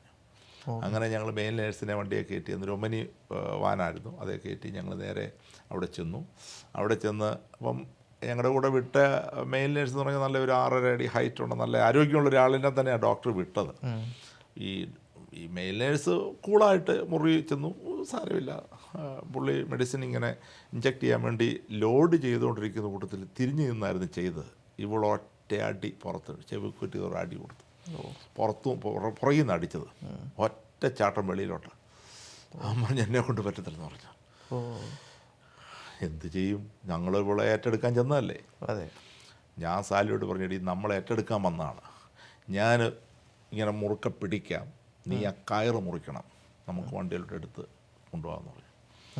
അങ്ങനെ ഒരു പിടി പിടിച്ചു. സാലി കയറ് മുറിച്ചു. പ്രാർത്ഥനയോടെ ഞങ്ങൾ വണ്ടിയെ കയറ്റി ഡോക്ടറുടെ OP റൂമിൽ കൊണ്ടുപോയി. ഡോക്ടറുടെ OP റൂമിൽ അവൾ 2 സാധിച്ചു. മലമൂത്ര വിസർജനം അവിടെ ആ OP റൂമിൽ തന്നെ ചെയ്തു. ഡോക്ടർ പറഞ്ഞു അതൊന്നും സാരമില്ല, അവിടെ അഡ്മിറ്റ് ചെയ്തു. ഞങ്ങൾ ദൈവസന്നിധി മുട്ടിപ്പായി പ്രാർത്ഥിച്ച്, കർത്താവെ ഞങ്ങൾ റിസ്ക് എടുത്ത്, ആദ്യമായിട്ടാണ്, പ്രായമുള്ളവരെ പോലെയല്ല, ഒരു മാനസിക ഇത്രയും വയലൻ്റായ ഒരു വ്യക്തിയെ ഇനിയും തിരിച്ച് കൊണ്ടുവരാനൊക്കത്തില്ല, തിരിച്ച് നമ്മൾ ഇവിടെ സംരക്ഷിക്കണം. അതിനുള്ള കെട്ടിടമായിട്ടില്ല, സൗകര്യങ്ങളായിട്ടില്ല. അപ്പോൾ ഇവിടെ കൊണ്ടുവന്ന് അവളെ കെട്ടിടാനും ഒക്കത്തില്ല. കർത്താവെ നീ ഒരു സൗഖ്യം തന്നേ പറ്റൂ. ഞങ്ങൾ 4-ാം ദിവസം ചെല്ലുമ്പോൾ അവൾ സുബോധത്തോടെ കാണാൻ പറ്റി. അപ്പം അതിൻ്റെ ഒരു അർത്ഥം എന്ന് പറഞ്ഞാൽ അവർക്കൊരു കെയർ കിട്ടുവും കൂടാ. അവർക്കൊരു കെയർ കിട്ടി. ഈ മെഡിക്കലി അവൾക്കൊരു കെയർ കിട്ടി. പക്ഷേ അവൾ ഇത്രയും നോർമലായത് നമ്മളുടെ ഒരു പ്രസൻസ്, നമ്മളുടെ സ്നേഹം നമ്മൾ ഏറ്റെടുത്തപ്പോൾ അവൾക്ക് ഞങ്ങളോട്, ഞങ്ങളുടെ മുഖത്തോട്ട് നോക്കി അവൾ കരയായി. അവൾക്ക് സുബോധമായി, അവൾക്ക് ഞങ്ങളെ മനസ്സിലായി. അവൾ ആദ്യമായിട്ട് എത്രയോ വർഷങ്ങൾക്ക് ശേഷം ആദ്യമായിട്ട് സുബോധത്തോടെ ഞങ്ങളുടെ മുഖത്തോട്ട് നോക്കുകയാണ്. ഗിൽഗാലിൽ ഇങ്ങനെ വന്ന് മാനസികമായിട്ട് പ്രശ്നമുള്ളവർ ഒക്കെ വന്ന് സൗഖ്യമായിട്ടുണ്ടോ? ഒരുപാട്. ഇപ്പോൾ 200 പേരോളം അവിടെ ഉണ്ട് ഇങ്ങനെ സൗഖ്യമായ. എത്രയോ പേര്. ആദ്യത്തെ ഞങ്ങളുടെ മാനസരോഗിയായിരുന്നു പത്മാവതി, ഈ പറഞ്ഞ സഹോദരി. 2001 അവളെ ഏറ്റെടുക്കുന്നത്. അങ്ങനെ അവളെ ഏറ്റെടുത്തുകൊണ്ടാണ് ഈ സൈക്കാട്രി പേഷ്യൻസിനെ ഞങ്ങൾ, കാരണം സൈക്കാട്രി പേഷ്യൻസ് എന്ന് പറയുമ്പം ഇന്ന് കേരളത്തിലെ ഏറ്റവും വലിയൊരു പ്രശ്നമായിട്ട് മാറിയിരിക്കുകയാണ്. ഒരുപാട് മാനസിക രോഗികൾ പല വീടുകളിലായിട്ടും വലിഞ്ഞു തിരിഞ്ഞും ഒക്കെ നടക്കുന്നുണ്ട്. നമുക്കറിയാം ഇന്നത്തെ വാർത്തകളിൽ ഡോക്ടറെ വരെ സൈക്കാട്രി പേഷ്യൻസ് കൊല്ലുന്നുണ്ട്. നമ്മളെത്ര വാർത്തകളാണ്, ഈ വാർത്തകളൊക്കെ ഒരുപാട് വരുന്നുണ്ട്. പക്ഷേങ്കിൽ ഇവർക്ക് മാനസിക രോഗമുണ്ടെന്നും അവരെ ഏത് രീതിയിൽ ടേക്ക് കെയർ ചെയ്യണമെന്നും ഇന്നും നമ്മുടെ അത്ര അവയർനെസ് കുറവാണ്. അപ്പോൾ അതുകൊണ്ട് ഒരുപാട് അപകടങ്ങൾ സംഭവിക്കുന്നു, കൊലപാതകങ്ങൾ സംഭവിക്കുന്നു, ആത്മഹത്യകൾ സംഭവിക്കുന്നു. ഇതിൻ്റെ എല്ലാം പിന്നിൽ മാനസിക രോഗമാണ്. ഈ മാനസിക രോഗമുള്ളവരെ എങ്ങനെ ടേക്ക് കെയർ ചെയ്യണം എന്നുള്ള ഒരു അവയർനെസ് കുറവാണ് നമ്മുടെ സൊസൈറ്റിയിൽ ഇപ്പോൾ ഉള്ളത്, ഞങ്ങൾ മനസ്സിലാക്കുന്നത്. അപ്പം ഈ രോഗികളൊക്കെ നമ്മൾ എടുക്കാൻ പോകുമ്പം നമ്മുടെ ആംബുലൻസ് സൗകര്യം വേണമല്ലോ. ഉണ്ട്. അപ്പോൾ ഈ ഗിൽഗാലിന് ഒരു ആംബുലൻസ് എന്ന ആശയം എവിടെ നിന്നാണ് വരുന്നത്? ശരിക്കും പറഞ്ഞാൽ ഈ പേഷ്യൻസ് അല്ലേ എല്ലാവരും. അപ്പം നമുക്ക് റിസോഴ്സുകളൊക്കെ എങ്ങനെ കണ്ടെത്തി? അപ്പം നമുക്ക് ഇവരെ കൊണ്ടുപോകാനും അല്ലെങ്കിൽ ഇവരെ ഏറ്റെടുക്കാനും ഇവരെ ഹോസ്പിറ്റലിൽ കൊണ്ടുപോകാനും ഒക്കെ ആംബുലൻസ് ഉണ്ടെങ്കിലേ പറ്റൂ. നിയമപരമായിട്ടും അങ്ങനെ പറ്റുള്ളൂ. അല്ല നമ്മുടെ കാറിലൊന്നും ഇവരെ കൊണ്ടുവരാൻ പറ്റത്തില്ല. നിയമപരമായിട്ട് അങ്ങനെ ചെയ്യാൻ പറ്റുള്ളൂ. അപ്പം ഇപ്പോൾ ഒരു പെട്ടെന്നൊരു ഒരാൾ കൊളാപ്സായി അല്ലെങ്കിൽ പെട്ടെന്ന് ശ്വാസം കിട്ടുന്നില്ല അല്ലെങ്കിൽ ഹാർട്ടിന് പ്രോബ്ലമായി, പെട്ടെന്ന് അവരെ എമർജൻസി നമ്മൾ ഹോസ്പിറ്റലിൽ കൊണ്ട് രക്ഷപ്പെടുത്തണം. അന്നേരം അവരെ കിടത്തിക്കൊണ്ടേ പോകാൻ പറ്റുള്ളൂ. ഇപ്പം നമുക്ക് ICU യൂണിറ്റുള്ള ആംബുലൻസ് ഉണ്ട്. അപ്പോൾ ആ ഒരു ഫെസിലിറ്റി പ്രാർത്ഥിച്ച് കർത്താവേ, അത് ആംബുലൻസ് ഒക്കെ എല്ലാം മറക്കളാണ് ദൈവം തന്നു. ഇപ്പോൾ 2 ആംബുലൻസ് ഉണ്ട്. ഈ 2 ആംബുലൻസും ദൈവത്തിൻ്റെ കൃപയാൽ അതെല്ലാം ആഗ്രഹിച്ചു പ്രാർത്ഥിച്ചു, ദൈവം അത് തന്നു എന്ന് മാത്രമേ പറയാനുള്ളൂ. എന്നാൽ ഈ ഇങ്ങനെയുള്ള മാനസിക രോഗികളെ അത് ഏറ്റെടുക്കുന്നത് കൊണ്ട്, മാനസിക രോഗികളെ ഏറ്റെടുക്കുമ്പോൾ ഉണ്ടാകുന്നൊരു വലിയ മാറ്റം സൊസൈറ്റിക്ക് വലിയൊരു പരിഹാരമാണ്, വീടുകൾക്കത് വലിയൊരു പരിഹാരമാണ്, പിന്നെ സമൂഹത്തിന് അത് വലിയൊരു ആശ്വാസമാണ്, സഭകൾക്ക് അത് വലിയൊരു ആശ്വാസമാണ്. ചിലരൊക്കെ എന്ന് പറഞ്ഞാൽ സഭ മുന്നോട്ട് പോകാൻ പറ്റുന്നില്ല. ഞങ്ങൾ പാലക്കാട്ടുള്ള ഒരു മനുഷ്യനെ ഏറ്റെടുക്കാൻ നേരത്ത് അവിടെ ഇദ്ദേഹം മാനസിക രോഗിയായതുകൊണ്ട് സഭ നടത്താൻ സമ്മതിക്കില്ല നാട്ടുകാർ. അവരോട് ഇദ്ദേഹത്തെ നിങ്ങൾ സൗഖ്യപ്പെടുത്തുക, എന്നിട്ട് സഭ നടത്തിയാൽ മതി. അങ്ങനെ വന്നപ്പോൾ തന്നെ അവർ പിന്നെ ഞങ്ങളുടെ അടുത്ത് കൊണ്ടാക്കി ആ സഭയും റൺ ചെയ്തു. ഇദ്ദേഹം ഇവിടെ സുഖമായിട്ട് കഴിഞ്ഞു. ഈ ഉപേക്ഷിക്കപ്പെട്ടവരുടെയൊക്കെ ഇവിടെ വന്ന് അവർ ശരിയായി കഴിഞ്ഞാൽ അവരുടെ ബന്ധുക്കളൊക്കെ തിരിച്ചിവിടെ വന്നിട്ടുണ്ടോ ഇവരെ കാണാൻ വേണ്ടി? വന്നിട്ടുണ്ട്. സുഖമായവ ചിലരെ കൊണ്ടുപോയിട്ടുണ്ട്. ചിലർ കൊണ്ടുപോകാനായിട്ട് പേടിയാ, വീണ്ടും അവരങ്ങനെ ആകുമോ എന്നുള്ളത്. പക്ഷേ ഞങ്ങളെ സംബന്ധിച്ചിടത്തോളം എത്ര നാൾ വേണേലും അവിടെ താമസിക്കാം. ഞങ്ങളൊരിക്കലും അവരെ കൊണ്ടുപോകാൻ നിർബന്ധിക്കാറില്ല. അവിടെ അവിടെ അവർക്ക് വേണ്ട ജീവപര്യന്തം അവർക്ക് സംരക്ഷണം കൊടുക്കുന്ന ഒരു നിലയിലാണ് അത് പോകുന്നത്. തന്നെ അവർക്ക് സന്തോഷമാണ്. കാരണം ഈ മാനസിക രോഗികൾ സുഖം പ്രാപിച്ച് വരുമ്പോൾ ശരിക്കും പറഞ്ഞാൽ അവരുടെ പാട്ടും പ്രാർത്ഥനയും അവരാൽ കഴിയുന്ന ശുശ്രൂഷകൾ അവിടെ ചെയ്ത് വളരെ ഹാപ്പിയായിട്ടാണ് പോകുന്നത്. തന്നെയല്ല, ഇവർ നിഷ്കളങ്കരുമാണ്. എൻ്റെ അനുഭവത്തിൽ നമുക്ക് വിശ്വസിക്കാൻ പറ്റുന്ന ഒരു സമൂഹമാണ് ഇതേപോലെയുള്ള ആൾക്കാർ. അവരൊരിക്കലും മാനസിക രോഗത്താൽ ചിലപ്പം നമ്മളെ ആക്രമിച്ചെന്നിരിക്കും. എനിക്കിട്ടും അടി കിട്ടിയിട്ടുണ്ട്. കാരണം ഈ അടിയൊക്കെ എന്ന് പറഞ്ഞാൽ അതൊരു സുഖമാണ്. ആദ്യം കിട്ടിയിട്ടുണ്ട്. ഒരു അനിൽ എന്ന് പറയുന്നൊരു ചെറുപ്പക്കാരൻ, പുള്ളിക്കാരൻ ഇങ്ങനെ വേറൊരു മാനസികാവസ്ഥയിൽ ഇരിക്കുകയാണ്. അപ്പം സ്റ്റാഫ് പറഞ്ഞിട്ട് ഇവൻ ബട്ടൺസ് എടുത്തില്ല ഉടുപ്പിൻ്റെ. അപ്പം ഞാൻ പെട്ടെന്ന് ചെന്നിട്ട് പറഞ്ഞു, എടാ അനിൽ, നീ എന്താ ബട്ടൺസ് ഇടാത്തത്? അപ്പം ഞാനാണെന്ന് അവൻ അറിയുന്നില്ല, അവൻ വേറൊരു ഇതിൽ നിൽക്കുകയാണ്. ഒറ്റ അടിയായിരുന്നു ഇവിടെ. അപ്പോഴേ എൻ്റെ കണ്ണ് ഇരുട്ടായിപ്പോയി. ഞാൻ അല്പമൊന്നും എനിക്ക് ഒരു പതറിപ്പോയി. പക്ഷേ അതോടെ ഞാൻ പഠിച്ചു അടി കിട്ടാതെ എങ്ങനെ നമുക്ക് ഇവരുടെ അടുത്ത് നിൽക്കാൻ പറ്റുമെന്നുള്ളത്. പിന്നെ ചിലപ്പോൾ ഒരു പക്ഷേ ഈ അടി കിട്ടുന്നത് നമുക്ക് അതും ആവശ്യമാണ്. ഇതിൻ്റെ ഈ മേഖല ഇതൊക്കെ ഉണ്ടെന്നുള്ളത്. സാലിക്ക് കിട്ടിയിട്ടുണ്ട്, പിന്നെ തുപ്പ് കിട്ടുക. പക്ഷേ അതൊക്കെ ഇവർ സുബോധത്തോടെ അല്ല ചെയ്യുന്നത്. പക്ഷേ ഇത് കഴിഞ്ഞ ഉടനെ അദ്ദേഹം എൻ്റെ കാൽക്കൽ വീണങ്ങ് മാപ്പ് പറയാൻ തുടങ്ങി. എനിക്കങ്ങ് സങ്കടം തോന്നി. ഞാൻ പറയും, സാരമില്ല ഡാനിയലേ, നിനക്ക് നീ സുബോധത്തോടെ ചെയ്തല്ലോ, നീ രോഗാവസ്ഥ ചെയ്തല്ലോ, സാരമില്ല എന്ന് പറഞ്ഞു. പിന്നെ അവൻ ഇന്ന് വരെ അങ്ങനെ ചെയ്തു. ഇപ്പോഴും ഉണ്ട് അദ്ദേഹം. അവനിപ്പോഴും ഉണ്ട്. ഇപ്പോൾ നമുക്ക് ഏകദേശം 400 ആളുകളുണ്ടല്ലേ? മൊത്തത്തിൽ 400 പേരുണ്ട്. ഓൾഡ് ഏജ് ആയിട്ടുള്ള ആൾക്കാർ, സൈക്കാട്രി പേഷ്യൻസ് ആയിട്ടുള്ളവർ, ഡിസേബിലിറ്റി ആയിട്ടുള്ളവർ. 3 ലൈസൻസാണ് നമുക്കുള്ളത്. ഒന്ന് ഓൾഡ് ഏജ് ഹോമിൻ്റെ ലൈസൻസ്, 2 സൈക്കോ റീഹാബിലേഷൻ്റെ ലൈസൻസ്, 3 ഡിസേബിൾഡ് ആയിട്ടുള്ള ആൾക്കാരെ ഏറ്റെടുക്കാനുള്ള ലൈസൻസ്. ഇപ്പോൾ ഡിസേബിൾഡ് എന്ന് പറയുമ്പോൾ തന്നെ അതൊക്കെ പെട്ടെന്നുണ്ടാകുന്ന ആക്സിഡൻറ്റിൽ അത് കൂടുതലും ഈ സ്പൈനൽ കോഡ് ഡാമേജ് വന്നവരാണ്. അതും വളരെ സങ്കടകരമായ ഒരു അവസ്ഥ. ചെറുപ്പക്കാരാണ്, ഇപ്പോൾ ജന്മനാലുള്ളതല്ല, അവർ പെട്ടെന്നുണ്ടാകുന്ന ആക്സിഡൻറ്റ്, അത് ബൈക്ക് ആക്സിഡൻറ്റ്, മരം പുറത്ത് വീണത്, കെട്ടിടത്തിൽ നിന്ന് വീണത്, പെട്ടെന്നൊരു നിമിഷം കൊണ്ട് തളർന്നു പോകുന്ന ആൾക്കാർ. ഒരു കൊച്ചുമോനെന്ന് പറയും, പാട്ട് പാടുന്ന ഒരു സഹോദരനുണ്ട്. പുള്ളിയൊക്കെ എന്ന് പറഞ്ഞാൽ 19 വർഷമായി അവിടെ വന്നിട്ട്. ശരിക്കും പറഞ്ഞാൽ പുല്ലാട്ട് ചന്ത മീൻ കച്ചവടം നടത്തിക്കൊണ്ടിരുന്ന ഒരാളാണ്. നല്ല ആരോഗ്യവാനായ ഒരാളായിരുന്നു. പക്ഷേ ഒരു മരത്തിൽ കയറിയതാണ്, കൈവിട്ട് താഴെ വീണു. അന്നേരം അതിൻ്റെ കഴുത്തിന് ആവശ്യം പൂർണ്ണമായിട്ട് തളർന്നുപോയി. 6 മാസത്തിനാണ് മരിച്ചു പോകുമെന്ന് പറഞ്ഞ ഒരു സാഹചര്യത്തിൽ കൂടി അദ്ദേഹം കടന്നുപോയത്. എന്നാൽ ഞങ്ങൾ 19 വർഷം മുമ്പ് അദ്ദേഹത്തെ ബെഡ് സോർ ബാധിച്ച ഒരു അവസ്ഥയിലാണ് ഞങ്ങൾ കാണുന്നത്. വളരെ സങ്കടകരമായ ഒരു അവസ്ഥയായിരുന്നു. ഞങ്ങൾ അദ്ദേഹത്തെ ഏറ്റെടുത്തു. അദ്ദേഹം ബെഡ് സോറെല്ലാം ഹീലായി. ഇപ്പോൾ അദ്ദേഹം ഞങ്ങളുടെ ആരാധനയിലെ ഒരു പാട്ടുകാരനാണ്. സ്ട്രക്ചറിലെ പാടത്തുള്ളൂ, പക്ഷേ വളരെ ഫേമസ് ആണ്. ഒരുപാട് പാടുന്നൊരു. അതെ, അദ്ദേഹത്തിൻ്റെ ഗാനങ്ങൾ ഭയങ്കര വൈറലായിട്ടുണ്ട്, യൂട്യൂബിലൊക്കെ ഒത്തിരി വൈറലായിട്ടുള്ള. അതെ അതെ അതെ അതെ അതെ. അപ്പോൾ ഇങ്ങനെ 3 ലൈസൻസുകളുണ്ട് നമുക്ക്. 3 ലൈസൻസ്, 3 കാറ്റഗറിപ്പെട്ട. കെയറിങ്, മെയിനായിട്ടും കെയറിങ് ആണ്. ഓക്കെ. ഈ കോവിഡ് സമയം അത് കേരളം ഒട്ടാകെ, ലോകം മൊത്തം ഭയങ്കരമായിട്ട് അഫക്റ്റ് ആയതാണ്. അന്നൊക്കെ ഞാൻ പത്രമാധ്യമങ്ങളിൽ കണ്ടിട്ടുണ്ട് ഗിൽഗാൽ ആശ്വാസവൻ ചെയ്ത പ്രവർത്തനങ്ങൾ. എങ്ങനെയായിരുന്നു ആ കോവിഡിനെ നിങ്ങൾ ഫേസ് ചെയ്തത്? ശരിക്കും പറഞ്ഞാൽ അതൊരു ഞങ്ങളുടെ ജീവിതത്തിൽ വേറൊരു എക്സ്പീരിയൻസ് ആയിരുന്നു. കാരണം വളരെ ഗവൺമെൻറ് പറഞ്ഞ എല്ലാ പ്രൊട്ടക്ഷനും ഞങ്ങൾ പാലിക്കുന്നുണ്ടായിരുന്നു. അകത്ത് ആൾക്കാരെ പ്രവേശിപ്പിക്കാതെയും ഇവരെ പ്രത്യേകം സൂക്ഷിക്കുകയൊക്കെ ചെയ്തിരുന്നു. പക്ഷെ അങ്ങനെ ഇരുന്നപ്പോഴാണ് ഞങ്ങളുടെ സ്ഥാപനത്തിൽ ഒരു അപ്പച്ചന് പെട്ടെന്ന് മറ്റൊരു അസുഖം വന്നു. ഹോസ്പിറ്റലിൽ അഡ്മിറ്റ് ചെയ്യേണ്ടി വന്നു. ബൈസ്റ്റാൻഡറായിട്ട് ഒരാളെ നിർത്തി. അദ്ദേഹം സുഖം പ്രാപിച്ച് തിരികെ വന്നു. പക്ഷേ ആ ബൈസ്റ്റാൻഡറിന് കോവിഡ് ഉണ്ടായിരുന്നു, അറിഞ്ഞില്ല. അപ്പോൾ അദ്ദേഹം ശുശ്രൂഷിച്ച വാർഡിൽ ഒരാൾക്ക് പെട്ടെന്നൊരു ലൂസ് മോഷൻ വന്നു. പെട്ടെന്ന് ഞങ്ങൾ ഹോസ്പിറ്റലിലേക്ക് കൊണ്ടുപോയി. ഹോസ്പിറ്റലിൽ കൊണ്ടുപോയപ്പോൾ ആൾ മരിച്ചു. അപ്പം പെട്ടെന്ന് കോവിഡ് ടെസ്റ്റ് ചെയ്തപ്പോഴത്തേനും കോവിഡ് പോസിറ്റീവാണ്. പെട്ടെന്ന് അന്ന് അതിൻ്റെ പീക്ക് ടൈമിലായിരുന്നു. അപ്പം പെട്ടെന്ന് ഗവൺമെൻറ് അവിടെ അവർ DMO ഇത് ചെയ്തു. എല്ലാവരുടെയും ടെസ്റ്റ് ചെയ്യാൻ വേണ്ടി ഹെൽത്ത് ഡിപ്പാർട്ട്മെൻറ്റിൽ നിന്ന് വന്നു. എല്ലാവരുടെയും ടെസ്റ്റ് ചെയ്തു. ഒറ്റ ദിവസം 254 പേർക്ക് കോവിഡ് പോസിറ്റീവ്. തകർന്നുപോയി. എന്ത് ചെയ്യണമെന്ന് അറിയത്തില്ല. അപ്പോഴേ അവിടെ ഐസൊലേറ്റഡായി. ഞങ്ങളെല്ലാം പുറത്തിറങ്ങാൻ പറ്റാതായി. എങ്ങനെ മുന്നോട്ട് പോകുമെന്ന് ഞങ്ങൾ വളരെ ഭയപ്പെട്ടു പോയി. കാരണം അപ്പോൾ ഫുഡ് വെളിയിൽ നിന്ന് വരത്തില്ല, ഒന്നും വരത്തില്ല. അകത്ത് ഫുഡ് ഉണ്ടാക്കാനൊക്കത്തില്ല. ഫുഡും കിച്ചൺ ക്ലോസ് ചെയ്തു. വെളിയിൽ ഗേറ്റിന് വെളിയിൽ വേറെ ഒരു ഏജൻസിക്കാരെ കൊണ്ട് ഒരു കാറ്ററിംഗുകാരെ നിർത്തി. അവർ ഫുഡ് ഉണ്ടാക്കി അവരുടെ പാത്രം ഗേറ്റിൻ്റെ അവിടെ കൊണ്ടുവരും. ഞങ്ങളുടെ പാത്രത്തിലോട്ട് പകർന്നു തരും. പാത്രം പോലും അകത്ത് കൊണ്ടുവരാൻ പറ്റത്തില്ല. അതുപോലെ ഇതായിരുന്നു. ഭയങ്കരമായിട്ട് വിഷമിച്ചു പോയി. ആ സമയത്ത് അവിടെ ഡിപ്പാർട്ട്മെൻറ്റിൽ നിന്ന് ഡോക്ടേഴ്സിനെയൊക്കെ അവിടെ അപ്പോയിൻറ്റ് ചെയ്തു. നേഴ്സസും ഉണ്ട്. ഇവരെല്ലാവരും അവിടെ 24 hours ഉണ്ട്, ഡേ നൈറ്റായിട്ടുണ്ട്. പിന്നെ DMO വരുന്നുണ്ട്.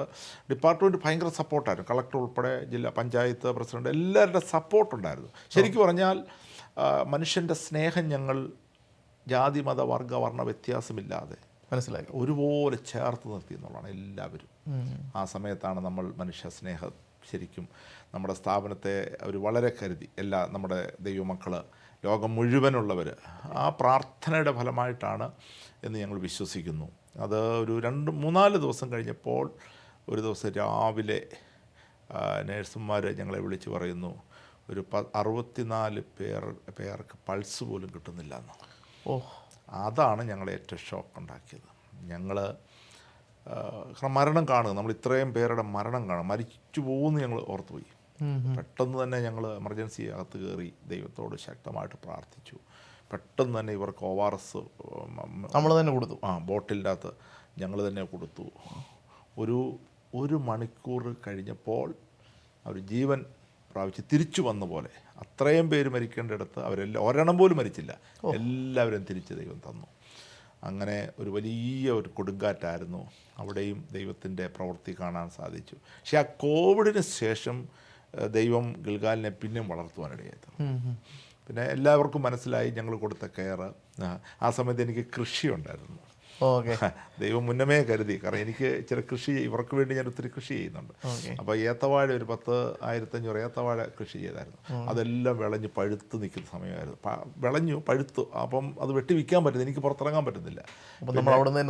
അപ്പം ആ ഏത്തവാഴ മുഴുവൻ പഴുത്തത് നമ്മൾ ഇവിടെ കൊണ്ടുവന്ന് ഇവർക്ക് പുഴുങ്ങി കൊടുത്തു.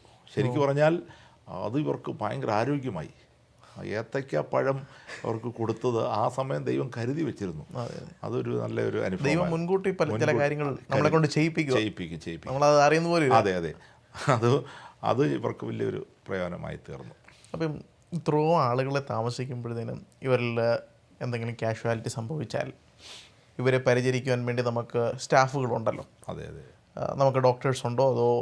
നമുക്കിപ്പം നമുക്കൊരു സൈക്കാട്രിസ്റ്റ് ഡോക്ടറുമുണ്ട്, ഒരു ജനറൽ ഡോക്ടറുമുണ്ട്, പിന്നെ നേഴ്സസ് ഉണ്ട്, MSW സോഷ്യൽ വർക്കേഴ്സ് ഉണ്ട്, പിന്നെ ഫിസിയോതെറാപ്പിസ്റ്റ് ഉണ്ട്, പിന്നെ കെയർ ഗിവേഴ്സ്, പിന്നെ ഓഫീസ് സ്റ്റാഫ്, കിച്ചണിൽ കുക്കും ഉണ്ട്, പിന്നെ ഡ്രൈവേഴ്സ് ഉണ്ട്. ഇങ്ങനെ ഒരു നല്ല ടീമാണ് ഇപ്പോൾ ഉള്ളത്. അതെ.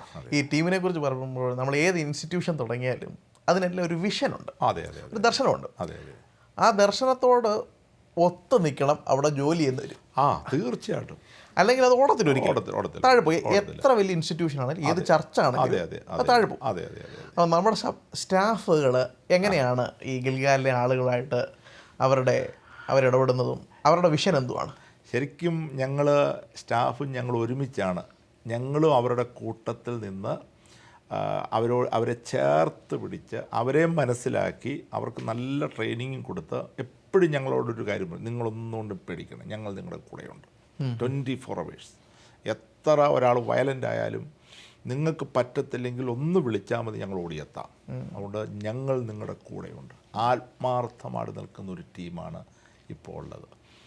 അത് ദൈവകൃപയാൽ ഏത് സമയത്തും ഓടി വരുന്നവരും എന്ത് കാര്യത്തിൽ ഞങ്ങളോടൊപ്പം നിന്ന് ശുശ്രൂഷ ചെയ്യാൻ മനസ്സുള്ളവരുമായൊരു, ഞങ്ങളത് കാണിച്ചവരെ ട്രെയിൻ ചെയ്യിച്ചു കൊണ്ടുവന്നവരാണ്. അങ്ങനെ ഒരു ടീമുണ്ട്. ഈ കേരളത്തിലെ 2018 വെള്ളപ്പൊക്കം ഉണ്ടായപ്പം നിങ്ങളത് ബാധിച്ചിരുന്നു? വെള്ളപ്പൊക്കം ദൈവകൃപയാൽ ഇച്ചിരി ഉയർന്ന സ്ഥലമായതുകൊണ്ട് ഞങ്ങളെ അങ്ങനെ ബാധിച്ചില്ല. പക്ഷെങ്കിൽ വണ്ടികൾ വരാൻ പറ്റാത്ത ഒരു പ്രതിസന്ധിയൊക്കെ ഉണ്ടായി. പിന്നെ ഞങ്ങൾക്ക് സൊസൈറ്റിക്ക് വലിയൊരു സഹായമാകാൻ പറ്റി. കാരണം അവിടെ തന്നെ പെട്ടെന്ന് ഞങ്ങളുടെ പഞ്ചായത്ത് പ്രസിഡന്റ് വിളിച്ച് പറഞ്ഞു, പാസ്റ്റർ ഇതുപോലെ ക്യാമ്പുകളിൽ ആൾക്കാർ പെട്ടെന്നായിപ്പോയി, അതുകൊണ്ട് അവർക്ക് എന്തെങ്കിലും ഫുഡ് തരാൻ പറ്റുമോ? അപ്പം ഞങ്ങൾ ഇവർക്ക് കൊടുക്കുന്ന കൂടാതെ ഒരു 100 പൊതി, 200 പൊതി, 300 പൊതി വരെ ഒരു ദിവസം ഉണ്ടാക്കി സപ്ലൈ ചെയ്യാൻ പറ്റി. ദൈവത്തിൻ്റെ ഒരു നീതി അതിനകത്ത്. കാരണം ശരിക്കും അവിടോട്ടാണ് ചെന്ന് കൊടുക്കേണ്ടത്. അതെ. പക്ഷെ ദൈവം അവിടെ നിന്ന് തന്നെ ആളുകളെ പുറത്ത്. കാരണം ഒരു ദിവസം കൊണ്ട് അനാഥരായിപ്പോയി. നമ്മൾ ഈ അനാഥത്വം എന്ന് പറയുമ്പോൾ മുമ്പ് ആദ്യം വാക്യം പറഞ്ഞല്ലോ, ഞാൻ നിങ്ങളെ അനാഥരായി വിടുകയില്ലെന്ന് പറഞ്ഞ്. ഒരു നിമിഷം മതി അനാഥരായി പോകാൻ. ഈ 100-300 പേര് ഒറ്റ വെള്ളപ്പൊക്കം കൊണ്ട് ഒറ്റ രാത്രി കൊണ്ട് അനാഥരായി മാറും. കാരണം വീടും കൂടും ഇന്ന് എല്ലാം ഇട്ടെറിഞ്ഞിട്ട് അവർ ക്യാമ്പുകളിൽ പോകേണ്ടി വന്നു. ആ സമയത്ത് നമുക്ക് അങ്ങനെ ഗിൽഗാലിൽ നിന്നൊരു ഫുഡ് വിതരണം ചെയ്യാനും സാധിച്ചു. നമ്മുടെ നാട്ടുകാരുടെ ഇരവപേരോടുള്ള നാട്ടുകാരുടെ സപ്പോർട്ട് ഗിൽഗാലിനോടുള്ള ബന്ധത്തിൽ അതെങ്ങനെയാണ്? എല്ലാ വിഭാഗത്തിൽപ്പെട്ട ആൾക്കാരും നല്ല സപ്പോർട്ടാണ് ഇപ്പോൾ ഉള്ളത്. ആരംഭകാലത്ത് ഒരുപാട് പ്രശ്നങ്ങളും പ്രതികൂലങ്ങളൊക്കെ ഉണ്ടായിരുന്നു. കാരണം ഞങ്ങളും അങ്ങനെ നിൽക്കുന്നത്. കാരണം നാട്ടിൽ ഞങ്ങൾ ഈ ഗിൽഗാലിലുള്ളവർക്ക് മാത്രമല്ല കയറി കൊടുക്കുന്നത്. നാട്ടിൽ ആർക്കെങ്കിലും ഒരു ആപത്ത് വന്നാൽ ഞങ്ങളുടെ ആംബുലൻസ് വിട്ടുകൊടുക്കും. ഏതെങ്കിലും വീടുകളിൽ ആരെങ്കിലും രോഗശൈലിയായി പോയി കഴിഞ്ഞാൽ നമ്മുടെ നേഴ്സുമാർ പോകും. ആർക്കെങ്കിലും ഓക്സിജൻ വേണ്ടി വന്നാൽ ഞങ്ങൾ ഓക്സിജൻ സപ്ലൈ ചെയ്യും. പിന്നെ അതുപോലെ മെഡിക്കൽ കെയർ എന്തെങ്കിലും വേണ്ടി വന്നാൽ അത് ഞങ്ങൾ ചെയ്യും. പിന്നെ ഈ പറഞ്ഞ പോലെ വെള്ളമില്ലാത്ത സമയത്ത്, ഈ വരൾച്ചയുള്ള സമയത്ത് നമുക്ക് വെള്ളം കൊടുക്കാൻ ദൈവം തന്നു. അതുപോലെ വെള്ളം സുലഭമായിട്ട് തന്നു. അപ്പോൾ വാട്ടർ സപ്ലൈ ഞങ്ങൾ കൊടുക്കും. അങ്ങനെ സൊസൈറ്റിയിൽ എന്ത് വിഷയം വന്നാലും അതുകൊണ്ട് അവർക്കും അറിയാം ഗിൽഗാൽ ആശ്വാസ ഭവൻ എല്ലാവർക്കും ഒരു ആശ്വാസമാണ്. അതെ.